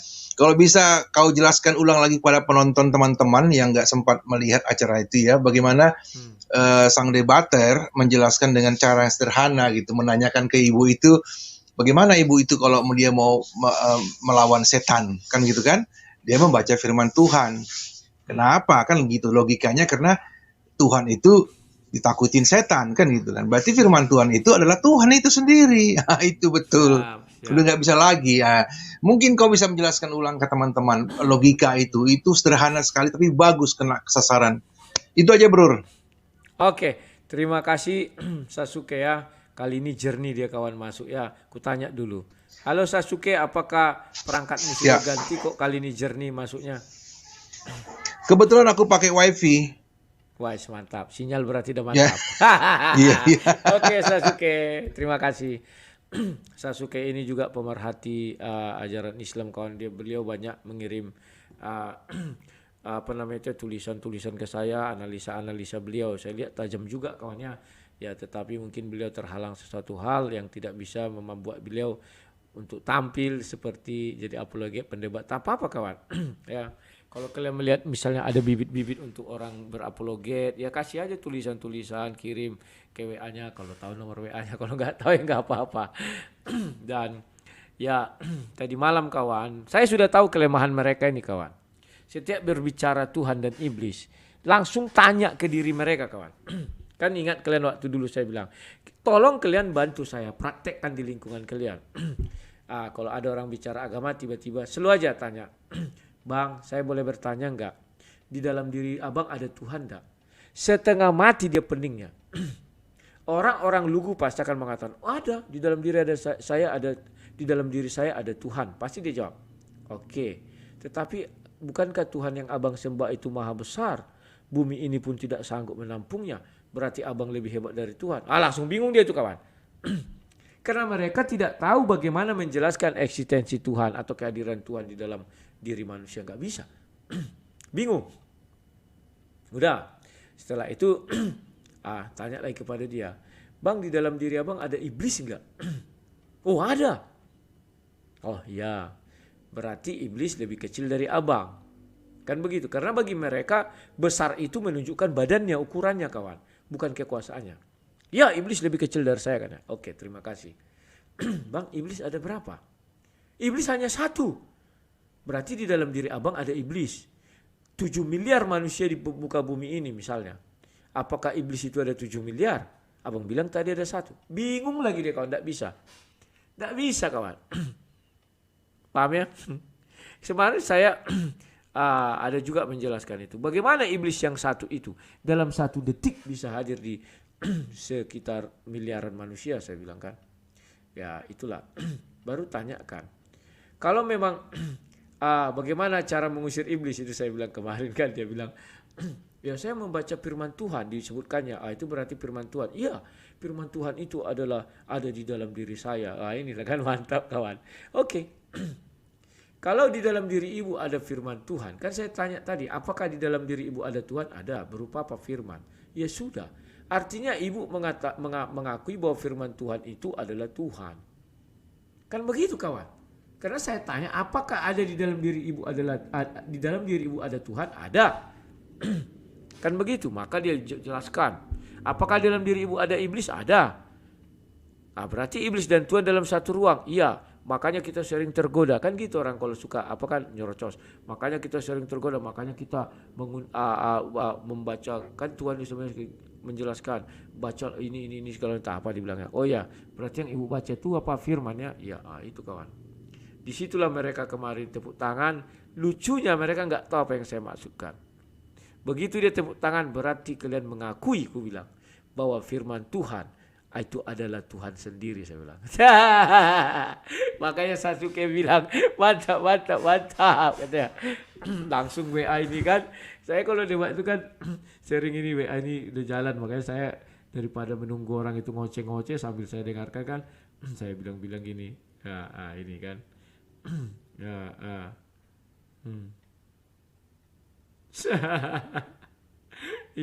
Masih bertanya lagi orang ini. Pak Edis, menurut Rudi Yohanes sang debater Spalen orang Batak, silakan tanya. Dia orang Batak, marganya marga Sinaga. Sudahlah kawan, tidak usah lagi ragu-ragu. Ya, oke, lanjut lagi orang aneh. Halo orang aneh, silakan. Selamat malam bro, hidupkan mikrofonnya bro. Orang aneh, mikrofon masih mati. Ada 2 orang aneh ini, yang mana satu nih? Halo orang aneh, silakan. orang aneh. Yang satu mikrofonnya masih mati, yang satu sudah terbuka. Halo orang aneh. Mikrofonnya itu masih mati tuh. Keluar dulu, cowok masuk lagi. Nah ini dia sudah masuk lagi. Halo orang aneh. Orang aneh. Wah kali ini dia ada kendala di perangkat. Halo Nek Cafe, silakan hidupkan mikrofonnya naik.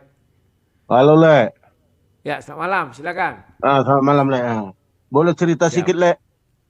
Boleh silakan. Ya, ini Le, di kampung kami kan ini Le, di Brastagi. Daerah Kota Dingin lah Le, daerah Buah ya kan. Tahu. Itu ada cerita dulu deh Le, tahun 2004. Saya kalau nggak salah dulu, iyalah tahun 2004. Itu ada dulu tentang gereja ini juga Le, gereja ini. Ada dulu itu kawan saya. Maaf katanya anaknya umur 6 bulan udah meninggal. Selama ini memang dia ke gereja HKBP. Terus di gereja HKBP karena mungkin udah ada hampir 3 bulan dia nggak ke gereja, sesudah meninggal anaknya ini yang umur 6 bulan ini, kami pergi ke gereja HKBP itu dan mereka mengatakan itu tidak jemaat kami lagi, dibilangnya. Terus setelah itu karena memang orang itu udah lepas tangan, nggak mau tahu masalah ini, teman kami ini kebetulan marga Santuri lah, bisa aku bilang namanya nggak usah saya sebut lah. Terus itu datanglah ada seorang pendeta marga Sembiring Depari. Dialah yang mensakramenkan, bila ia mensakramenkan lah. Jadi artinya nggak banyak-banyak lah kami. Terus karena memang keadaannya lah ini memang udah hancur kali lah, bisa dibilang udah susah kali lah. Jadi nggak pala banyak lah orang datang lah. Jadi kami pakai pickup lah ngenaikkan ini anaknya ini menuju kemudian ke kuburan. Jadi karena itu pun marga Sembiring inilah yang membantu semua dan mengasihi apanya semua sakramenkan lah. Pertanyaannya gini Le, kenapa lah orang gereja-gereja sekarang ini karena mungkin atau 3 bulan atau 2 bulan nggak ke gereja lagi dibilangnya lagi nggak jemaat kami lah, nggak ruas kami. Itu pertanyaannya Le. Jadi serba bingung juga ini Le. Jadi kalau dilihat dari Brastagi ke Kabanjahe ini Le, setiap 300 meter gereja, setiap 300 meter gereja, kiri kanan, bahkan Bayi Panggang pun di sini Le, bertaburan di sini Bayi Panggang jagal setiap kiri. Tapi kalau dilihat di sini orangnya kurang mampu dibilangnya Le, keluar dari gereja itu mereka sama memang ini semua dianggap memang salah gitu. Istilahnya kalau kita ke gereja itu, nggak ke gereja itu dibilangnya kita orang berdosa, nggak mau ke gereja. Orangnya dibilangnya orang berdosa gitu Le. Gimana menyikapinya itu kalau apanya itu Le? Tentang itu tadi Le, yang masalah HKBP tadi kemarin Le. Dibilangnya nggak lagi ruasnya. Padahal udah lama di gereja itu Le. Gitu aja Le. Salam Le. Siap, terima kasih. Kawan-kawan, inilah nanti saya buka sebuah channel, kita bicara tentang problematika dalam kehidupan Kristen dan kita akan bahas ya. Dan terima kasih, ini sudah ada pertanyaan bagus. Saya orangnya berkata ya, katakan ya, tidak katakan tidak. Tidak seorang pun bisa mencabut keimanan seseorang, gak bisa itu kawan. Itu tadi sudah dimulai dari si Matius tadi ya. Matius mengatakan, bukan kitab Matius, ada tadi yang masuk namanya Matius. Itu adalah hukum rohani, tidak bisa hukum duniawi lagi ke situ. Dan saya pasti memprediksi kenapa HKBP menolak. Mungkin ada 2 kemungkinan. Yang pertama, dia pernah melakukan kesalahan. Di HKBP ada istilahnya didabu. Ya, contoh dia menghamili anak orang dan dinikahkan, ketahuan, itu didabu. Untuk sementara waktu tidak dianggap jemaat atau dia harus masuk lagi, nanti dibaptis lagi, ada gitu. Yang kedua, bisa jadi, saya nggak tahu ya, apakah karena tidak membayar iuran lantas tidak menjadi jemaat, saya nggak tahu. Tetapi intinya didabu lah, itu aja satu yang apa. Itu pun masih dianggap dia itu nggak jemaat lagi ya kalau sudah didabu. Nah, kalau dari kasus ini kan kita nggak tahu. Kebetulan anaknya meninggal dan gereja menolak melakukan sakramen. Saya bilang tolol. Pendetanya itu tolol. Loh kok bisa tolol? Tidak ada urusan yang hidup lagi dengan yang mati. Tidak ada urusan kau mau jemaat, mau tidak apa. Ya sakramen aja kalau memang kau rasa kau bisa membawa orang ke surga. Kan itu lagi pertanyaan saya. Bisa enggak sakramen penguburan membawa orang ke surga? Yesus saja dikuburkan tak ada pakai sakramen. Enggak ada kawan. Ya. Maka dari itu seorang pendeta kalau diminta, Pak sakramenkanlah dia. Tidak usah lagi melihat, oh dia bukan dari gereja kami. Tanpa sadar dia mengatakan bahwa Tuhan itu, Tuhan yang dia sembah, Yesus Kristus, ada 100. Kok bisa kawan? Lah iyalah. Berbeda Tuhan di HKBP, Yesus Kristus di HKBP, berbeda Yesus Kristus di GBI, berbeda Yesus Kristus di Pantai Kosta dan HKI, GKPI segala macamnya. Saya udah pernah kritisi itu kawan di tempat saya ini. Yang berapanya Yesus itu kalian buat? Makanya baca 1 Korintus berapa itu ya? 12 kalau salah. Adakah Kristus terbagi-bagi? Weh, hebat kali Rasul Paulus. Saya ini termasuk orang yang dibela oleh Rasul Paulus. Kok bisa sang debaters? Paulus sang dulu menghina saya. Sudah berapa orang yang dibaptis oleh Rudi Yohanes, Rasul Paulus membela saya. Di mana itu dibuat? Nah ini kawan. Makanya pembela saya bukanlah manusia, tetapi firman Tuhan. Ini ya 1 Korintus 12 kalau nggak salah saya, kita lihat nanti. Ya. Sekarang tentang karunia-karunia roh aku mau saudara-saudara supaya kamu mengetahui kebenarannya. Sebelum saya lanjutkan kawan, sebentar dulu, saya harus beriklan dulu ya kawan-kawan ya. Maklumlah kawan, biar misi kita ini dapat terlaksana dan saya langsung pindah dan buat studio, nanti acara-acara kita lebih bervariasi ya kawan-kawan ya. Nah, ini dia. Kita sedang melaksanakan pembangunan rumah anak terang, bukan rumah anak gelap. Maka dari itu bagi kawan-kawan yang memiliki rezeki lebih, silakanlah berdonasi. Ya hitung-hitunglah, kalau kalian tidak bisa berdonasi, misalnya kalian punya pulsa handphone, kan di dalam channelku ini ada di situ member atau gabung, ikutlah bergabung. Caranya nggak sulit kata kawan-kawannya, asal ada kartu Telkomsel, misalnya ikut yang paling kecil kan penginjilan 20.000 itu nggak salah. Kalian harus punya pulsa 25.000 katanya, gitulah. Aku belum pernah coba karena masuk silakan.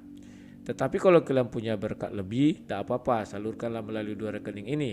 Ya, hari Jumat sudah naik plafon dan saya hanya punya waktu 10 hari, harus mengumpulkan uang sebesar 28 juta. Karena dana-dana yang kemarin saya gunakan untuk bayar gaji tukang dan juga beli bahan-bahan untuk lantai, semuanya sudah saya beli ya.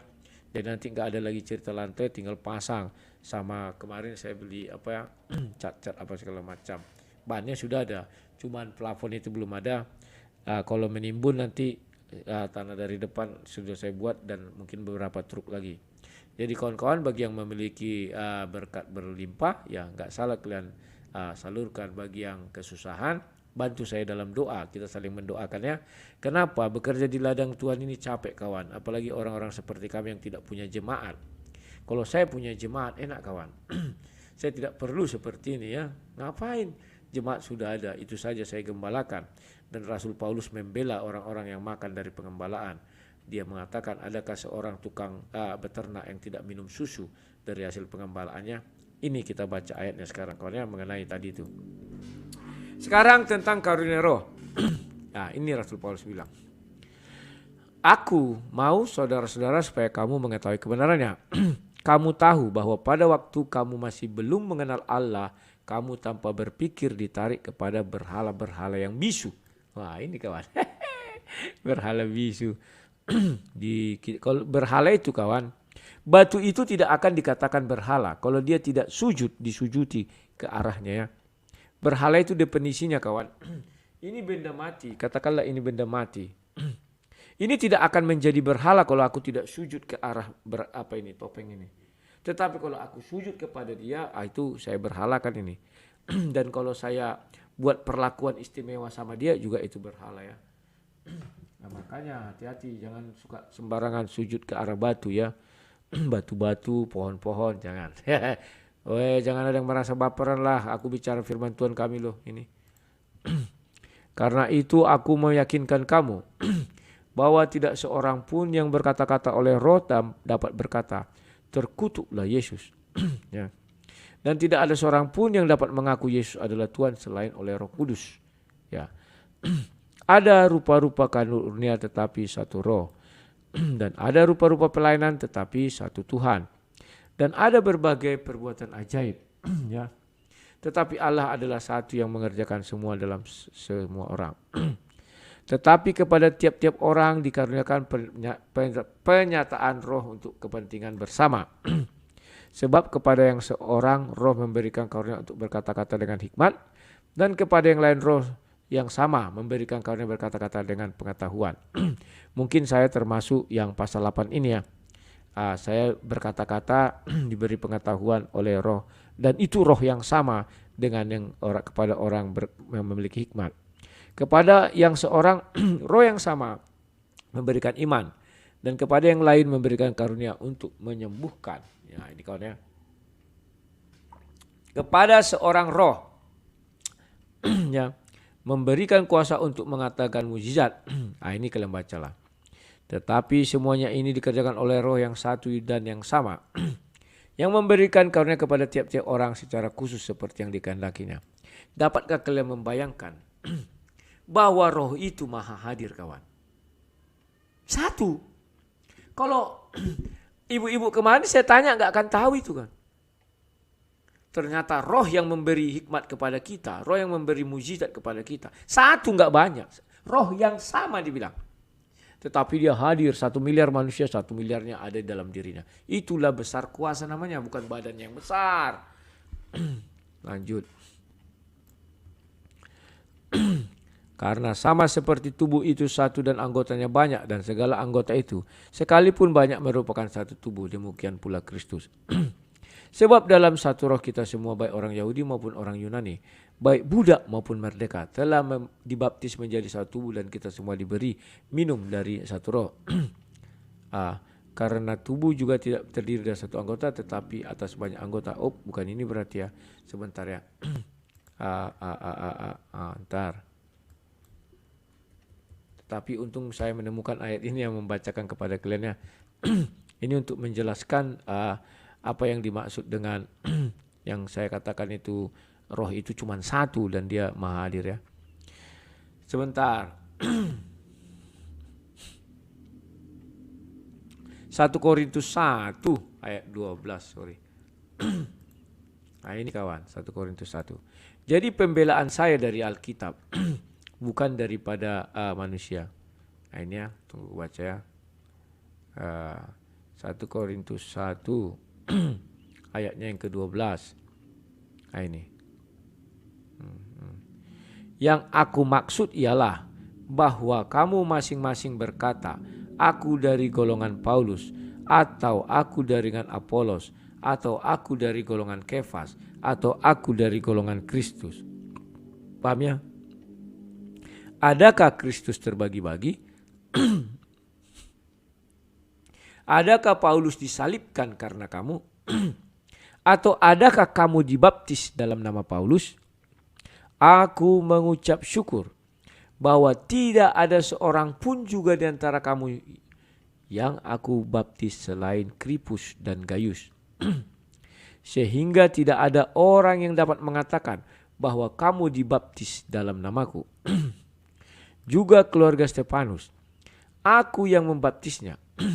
Kecuali mereka, aku tidak tahu entah ada lagi orang yang aku baptis. Sebab Kristus mengutus aku bukan untuk membaptis, tetapi untuk memberitakan Injil.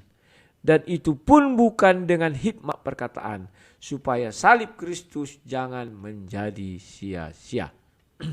Jadi kawan-kawan, saya dibela oleh firman Tuhan. Paulus sang tertampar oleh firman Tuhan. Dia kan suka mengatakan, berapa orang yang sudah kamu baptis? Dia tidak pernah membaca ayat ini kawan. Dia mengalahkan Rasul Paulus dalam hal baptis. Tetapi apakah Paulus sang mengalahkan Rasul Paulus dalam hal iman? Berapa orang yang dibaptis Rasul Paulus? Gaius dan Kripus. Baru keluarga Sianu tadi siapa itu? Sebentar ya. Keluarga ini ntar. Kripus dan Gaius, ya, keluarga Stefanus. Tidak lebih dari 20 orang. Paul Zhang 200 orang, kawan. Dia tanpa sadar menghina Rasul Paulus, tetapi Rasul Paulus jauh-jauh hari sudah menangkis perbuatan-perbuatan seperti itu. Ini kawan. Sebab Kristus mengutus aku bukan untuk membaptis, tetapi untuk memberitakan Injil. Kan itu kan. Jadi kalau saya berkata, aku diutus Yesus bukan untuk baptis, tetapi untuk berdebat. Saya memberitakan Injil dengan cara berdebat. Bagaimana kawan? Dibela aku. Ngeri kan? Hebat Bible itu kan? Nah ini kawan hebatnya. Sebab pemberitaan tentang salib memang adalah kebodohan bagi mereka yang akan binasa. Tetapi bagi kita yang diselamatkan, pemberitaan itu adalah kekuatan Allah. Ya, jadi kalau kita memberitakan salib, orang mengatakan Yesus tidak disalib, Alkitab jauh hari sudah mengatakan kebodohan bagi mereka. Kebodohan kawan, tidak ada kepintaran situ. Mereka menggali-gali pun supaya Yesus tidak disalib, itu kebodohan. Itu hebatnya Bible kawan. Aduh, sudahlah. Saya terheran-heran lihat Bible ini. Karena ada tertulis, aku akan membinasakan hikmat orang-orang berhikmat dan kearifan orang-orang bijak dan akan kulenyapkan. Di manakah orang berhikmat? Di manakah ahli Taurat? Di manakah pembantah dunia ini? Dari dunia ini, bukankah Allah telah membuat hikmat dunia ini menjadi kebodohan? Nah ini kawan, di hadapan Tuhan hikmat ke dunia ini menjadi kebodohan. Bukan satu kehebatan, enggak kawan. Jadi kalian sudah paham ya kawan-kawannya. Jadi mulai dari sini dan sekarang dan seterusnya, kalian jangan takut untuk memberitakan firman Tuhan. Dan kalau kalian bertemu sama orang-orang yang arogan, yang sok-sokan itu ya, biasanya dari aliran Sikar Raba-Raba, slow saja. Sudah berapa orang yang kamu baptis? Bukakan aja ini 1 Korintus 1 ayat 12. Bukan 12, tadi ayat berapa itu?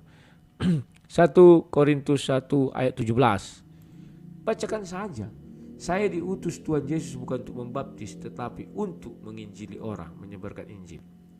Tetap dengan cara melalui perdebatan. Misalnya, ya sudah silakan kawan. Kita harus menjadi pelaku firman. Bukan hanya pendengar yang setia, pelakulah sekali-sekali kawan. Kebanyakan kita selama ini menjadi pendengar. Bukan pelaku ya kawan-kawannya. Kita harus rubah itu, kita harus menjadi pelaku. Nah, kawan-kawan, bagaimana pandangan saya terhadap hal-hal seperti itu? Yang membuat itu semua terjadi adalah saya dengan tegas selalu mengatakan, di dalam doktrin organisasi gereja, bertenggerlah yang namanya iblis. Iblis kawan. Keangkuhan itu datang dari iblis. Pengelompok-kelompokan itu dari iblis. Pengkotak-kotakan itu dari iblis. Iblis bertengger di dalam doktrin dan aturan organisasi gereja. Itulah sebabnya saya terkadang sedih.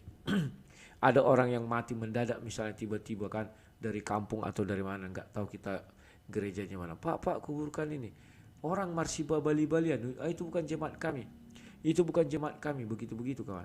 Kalau saya dulu sudah saya tekankan sama keluarga saya. Andai kata satu hari saya meninggal, ada orang berselisih, siapa yang mau menguburkan saya, kuburkan langsung. Tidak usah pala kau tunggu sakramen-sakramen. Tidak ada sakramen membawa kau ke surga. Sakramen kematian tidak akan membawa kau ke surga. Begitu kau mati, semua buku kehidupanmu ditutup. Hanya 4 hari kau bisa meminta. Yang kau pinta itu adalah apa? Agar Yesus membangkitkan kita di hari akhir seperti Lazarus. Dan agar dia menjadi hakim atas kita. Titik, selesai, nggak ada yang lain. Tidak ada kita bilang hapuskanlah dosanya ini, nggak bisa kawan. Kita hanya meminta keadilan bagi dia. Keinginan kita seperti Lazarus. Tetapi kalau Tuhan tidak berkenan, apa boleh buat? Tetapi secara hukum Tuhan, begitu kita mati, amal ibadah kita tidak bisa kita tambahi, tidak bisa kita kurangi. Orang yang hidup yang bisa mendoakan dia tujuannya hanya satu. Agar kalau bisa Tuhan bangkitkan, kan masih meminta sifatnya. Paham? Nah, sementara sakramen apakah meminta? Tidak. Didoakan dia, dinyanyikan, diinikan, kubur gini, ambil batu, lempar, segala macam. Mana ada Yesus dikuburkan seperti itu kawan? Tidak ada. Saya sudah titipkan ke anak istri saya. Kalau ibu saya dulu masih dibuatnya surat supaya dia dikuburkan secara agama dia, saksi Jehovah. Karena kalau di kami kan kadang kalau adat sudah berkuasa, agama pun bisa disingkirkan. Misalnya begitu. Unik kawan. Saya berkata begitu sama keluarga saya, istri saya. Kalau ada orang, saya kan HKBP, terdaftar di HKBP Pardomuan Sebangaduri. Dari kecil sampai sekarang belum pernah saya cabut keanggotaan jemaat saya. Dan belum pernah saya mendaftar di gereja manapun. Sekalipun pernah saya jadi pengurus di beberapa gereja. Saya nggak pernah daftar tuh. Paham maksud saya kan? Kalau ada orang berselisih tentang sakramen untuk saya, tutup petinya langsung, antarkan ke kuburan. Saya bilang, tidak perlu orang nanti menilai bagaimana. Wah, ini sudah sesuai dengan apa, kasihan dia dikubur seperti anjing. Tidak. Kalau sudah masuk peti itu bukan seperti anjing lagi kita. Kalau tidak pakai sakramen itu bukan seperti anjing lagi kita. Tidak. Asal ada orang mengantarkan, dimasukkan dan dikuburkan, kita tidak seperti anjing. Kecuali dibuang. Nah itu ku bilang kawan. Kalian tidak usah malu. Memang di masyarakat ini kawan, kalau orang tidak disakramenkan malu, lucu. Justru mereka harus belajar dengan Yesus dikubur bagaimana. Apakah ada di situ langsung datang ahli Taurat memberkati Yesus? Sorry lah kawan. Aku bilangkan kebenaran ini sama kalian. Apakah aku menjadi musuh kalian? Bisa jadi. Aku menjadi musuh kalian. Tetapi kawan, satu yang kupinta. Kita selesaikan dulu sama-sama rumah terang. Setelah itu kau musuhi, aku musuhilah. Aku rela. Ini ada rekening Mandiri, ini ada rekening BCA. Ya kan? Kalau oleh karena beritaan kebenaran kalian memusuhi aku, ya aku Yesus mengatakan apa? Berbahagia. Aku berbahagia. Ku berbahagia, yakin teguh. Yesus abadi kepunyaanku. Aku warisnya, ku ditebus. Ciptaan baru, Rohul Kudus. Aku bernyanyi bahagia, memuji Yesus selamanya. Aku bernyanyi bahagia, memuji Yesus selamanya. Slow kawan. Tidak usah pun kau disakrameni. Yang berguna itu adalah ketika kau hidup, bukan ketika kau mati. Pahami kalian itu. Saya sudah pernah bilang itu di Pekanbaru. Kalau kau tidak terdaftar di dalam status gereja, sampai didatangi saya oleh orang gereja. Kalau kamu tidak terdaftar di salah satu gereja, ketika kamu sakit, oh tidak ada yang menjengukmu. Ketika kau mati, tidak ada yang memberi sakramen kepadamu. Aku bilang, ketika aku sakit, memang orang menjenguk aku. Tetapi apakah mereka meringankan penderitaanku? Pertanyaan lagi. Syukur-syukur mereka bisa meringankan penderitaanku. Oke, itulah gunanya menjadi warga jemaat. Artinya banyak kawanmu sependeritaan, senasib, sepenanggungan. Tapi kalau hanya membawa pisang, sementara kau orang tidak punya, miskin, yang mana biaya perobatan berpuluh-puluh juta, mereka hanya membantu dalam doa, kau akan berpikir ulang untuk menjadi warga jemaat. Nah itu kawan. Enak, nantilah saya akan buat acara kayak gini ya kawan-kawannya khusus. Sekarang kawan, kalau kau mati katanya, gak ada yang mensakrameni kau. Aku jawab, kalau aku sudah mati aku tidak tahu apa-apa. Ya tapi keluargamu bagaimana? Kan malu. Siapa bilang keluargaku malu? Aku sudah titipkan contoh Yesus, ku bilang. Yesus tidak ada sakramen-sakramen diturunkan. Diminyai, dimasukkan. Itulah hebatnya Bible. Ditunjukkanlah kepada kita hal-hal pembelaan terhadap kita kawan. Pembelaan. Bukan penjerumusan. Cuman pembelaan terhadap orang-orang yang berani berkata benar. Ini lagi hebatnya kawan. Diam bapak itu kawan, pergilah. daftarlah kau warga jemaat kami itu Sekarabarabakan. Tidak, gue bilang. Saya di HKBP. Di mana? Di Duri. Tapi sini kan tidak ada duri. Ya betul. Kalau kau mati misalnya, maaf dulu ini katanya, siapa yang menguburkan kau? Kalau kalian tidak mau menguburkan aku, taruh saja di halaman itu. Bau. Apa sanggup kalian bau? Seminggu, sebulan. Tentu kalian kuburkan. Siapapun yang menguburkan tidak permasalahan. Mau dinas sosial, mau dinas pemadam kebakaran, terserah. Atau kalian cincang pun aku. Kalian kasih makanan ikan lele. Aku enggak tahu apa-apa. Itulah jawabanku kawan yang memukul orang itu kawan. Sampai heran-heran. Kenapa saya katakan begitu? Karena bagi saya Kristus adalah satu. Tidak ada Kristus itu 10. Enggak ada. Yang membuat Kristus itu 10 adalah organisasi gereja. Sebanyak apa organisasi gereja? Sebanyak itulah Kristus. Wah, pahit kalau bicara sama sang debater sini. Kalau kalian keberatan, ajukan tantangan debat. Karena aku seorang pendebat, baik Kristen maupun Muslim, ku lawan berdebat. Wah, kau lucu.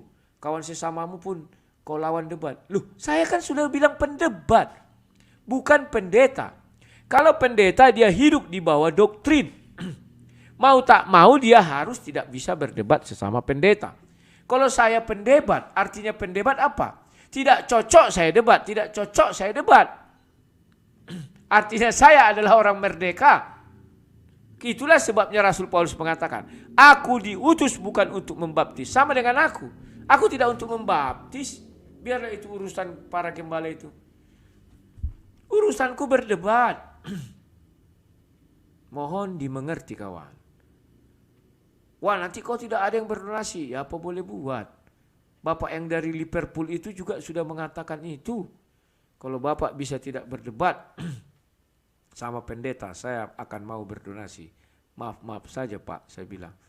Saya bukan orang yang tidak butuh duit, saya butuh duit. Tetapi maaf saja, saya tidak cinta uang. Selesai kawan. Tidak bisa dibeli idealisme saya. Kalau sampai bisa dibeli idealisme saya, siapa lagi yang membilangkan kebenaran sama kalian? Siapa lagi yang membentengi umat-umat ini kawan? Kalian akan ikut-ikut dan mulailah di dalam diri kalian adalah perpecahan. Wah, itu orang HKBP. Wah, biarkanlah dia mati, dia berkubur orang tuh. Pak Pendeta, aku mengalami sekali. Sekali kumpul pendeta situ. Aku di situ di tengah-tengah mereka. Pendeta dari golongan karismatik dan Pentakosta. Mereka mau buat acara.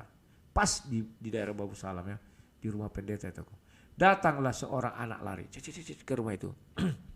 Pak Pendeta tolong dulu. Mama kami sudah kemasukan setan. Usir dulu setan. Meraung-raung dia kan. Apa katanya? Panggillah Bapak Pendeta kalian. Bayangkan kawan. Panggillah Bapak Pendeta kalian. Kalian kan dari HKBP katanya. Bayangkan kawan. Di situ aku terdiam kawan. Kalau kubantah itu kumpulan pendeta enggak enak. Kalau tidak kubantah, hati kecilku meraung-raung, menangis. Itu fakta kawan. Jangan kalian sepele. Ada itu ada. Paham ya kawan-kawan ya? Nanti kita buat acara khusus begitu. Jadi ada permasalahan kita bahas, ada permasalahan kita bahas. Di tengah umat ya. Terserah mau apa. Saya iklan lagi kawan. Di sini ada 2 nomor rekening, silakan. Karena saya memang harus mengumpulkan dana untuk buat pelabuhan sampai tanggal, kalau 10 hari tanggal 20 ya. Orang tuh masuk mulai nanti Jumat. Pokoknya 10 hari ke depannya. Sebenarnya 14 hari kata mereka. Tapi antisipasi saja, nggak mungkin pas 14 hari ya. Nanti saya kain-kain ke sana kemari. Bagi yang mau saja, bagi yang tidak punya, doakan saya. Sehat-sehat itu lebih daripada itu semua. Oke kawan, kita sudah 1 jam 48 dan semua sudah naik. Dan kita jumpa esok hari. Besok mungkin saya berdiskusi di ISDN kalau ada kabar. Kalau nggak ada kabar apa boleh buat. Selamat malam, sampai jumpa. Salam sang debaters.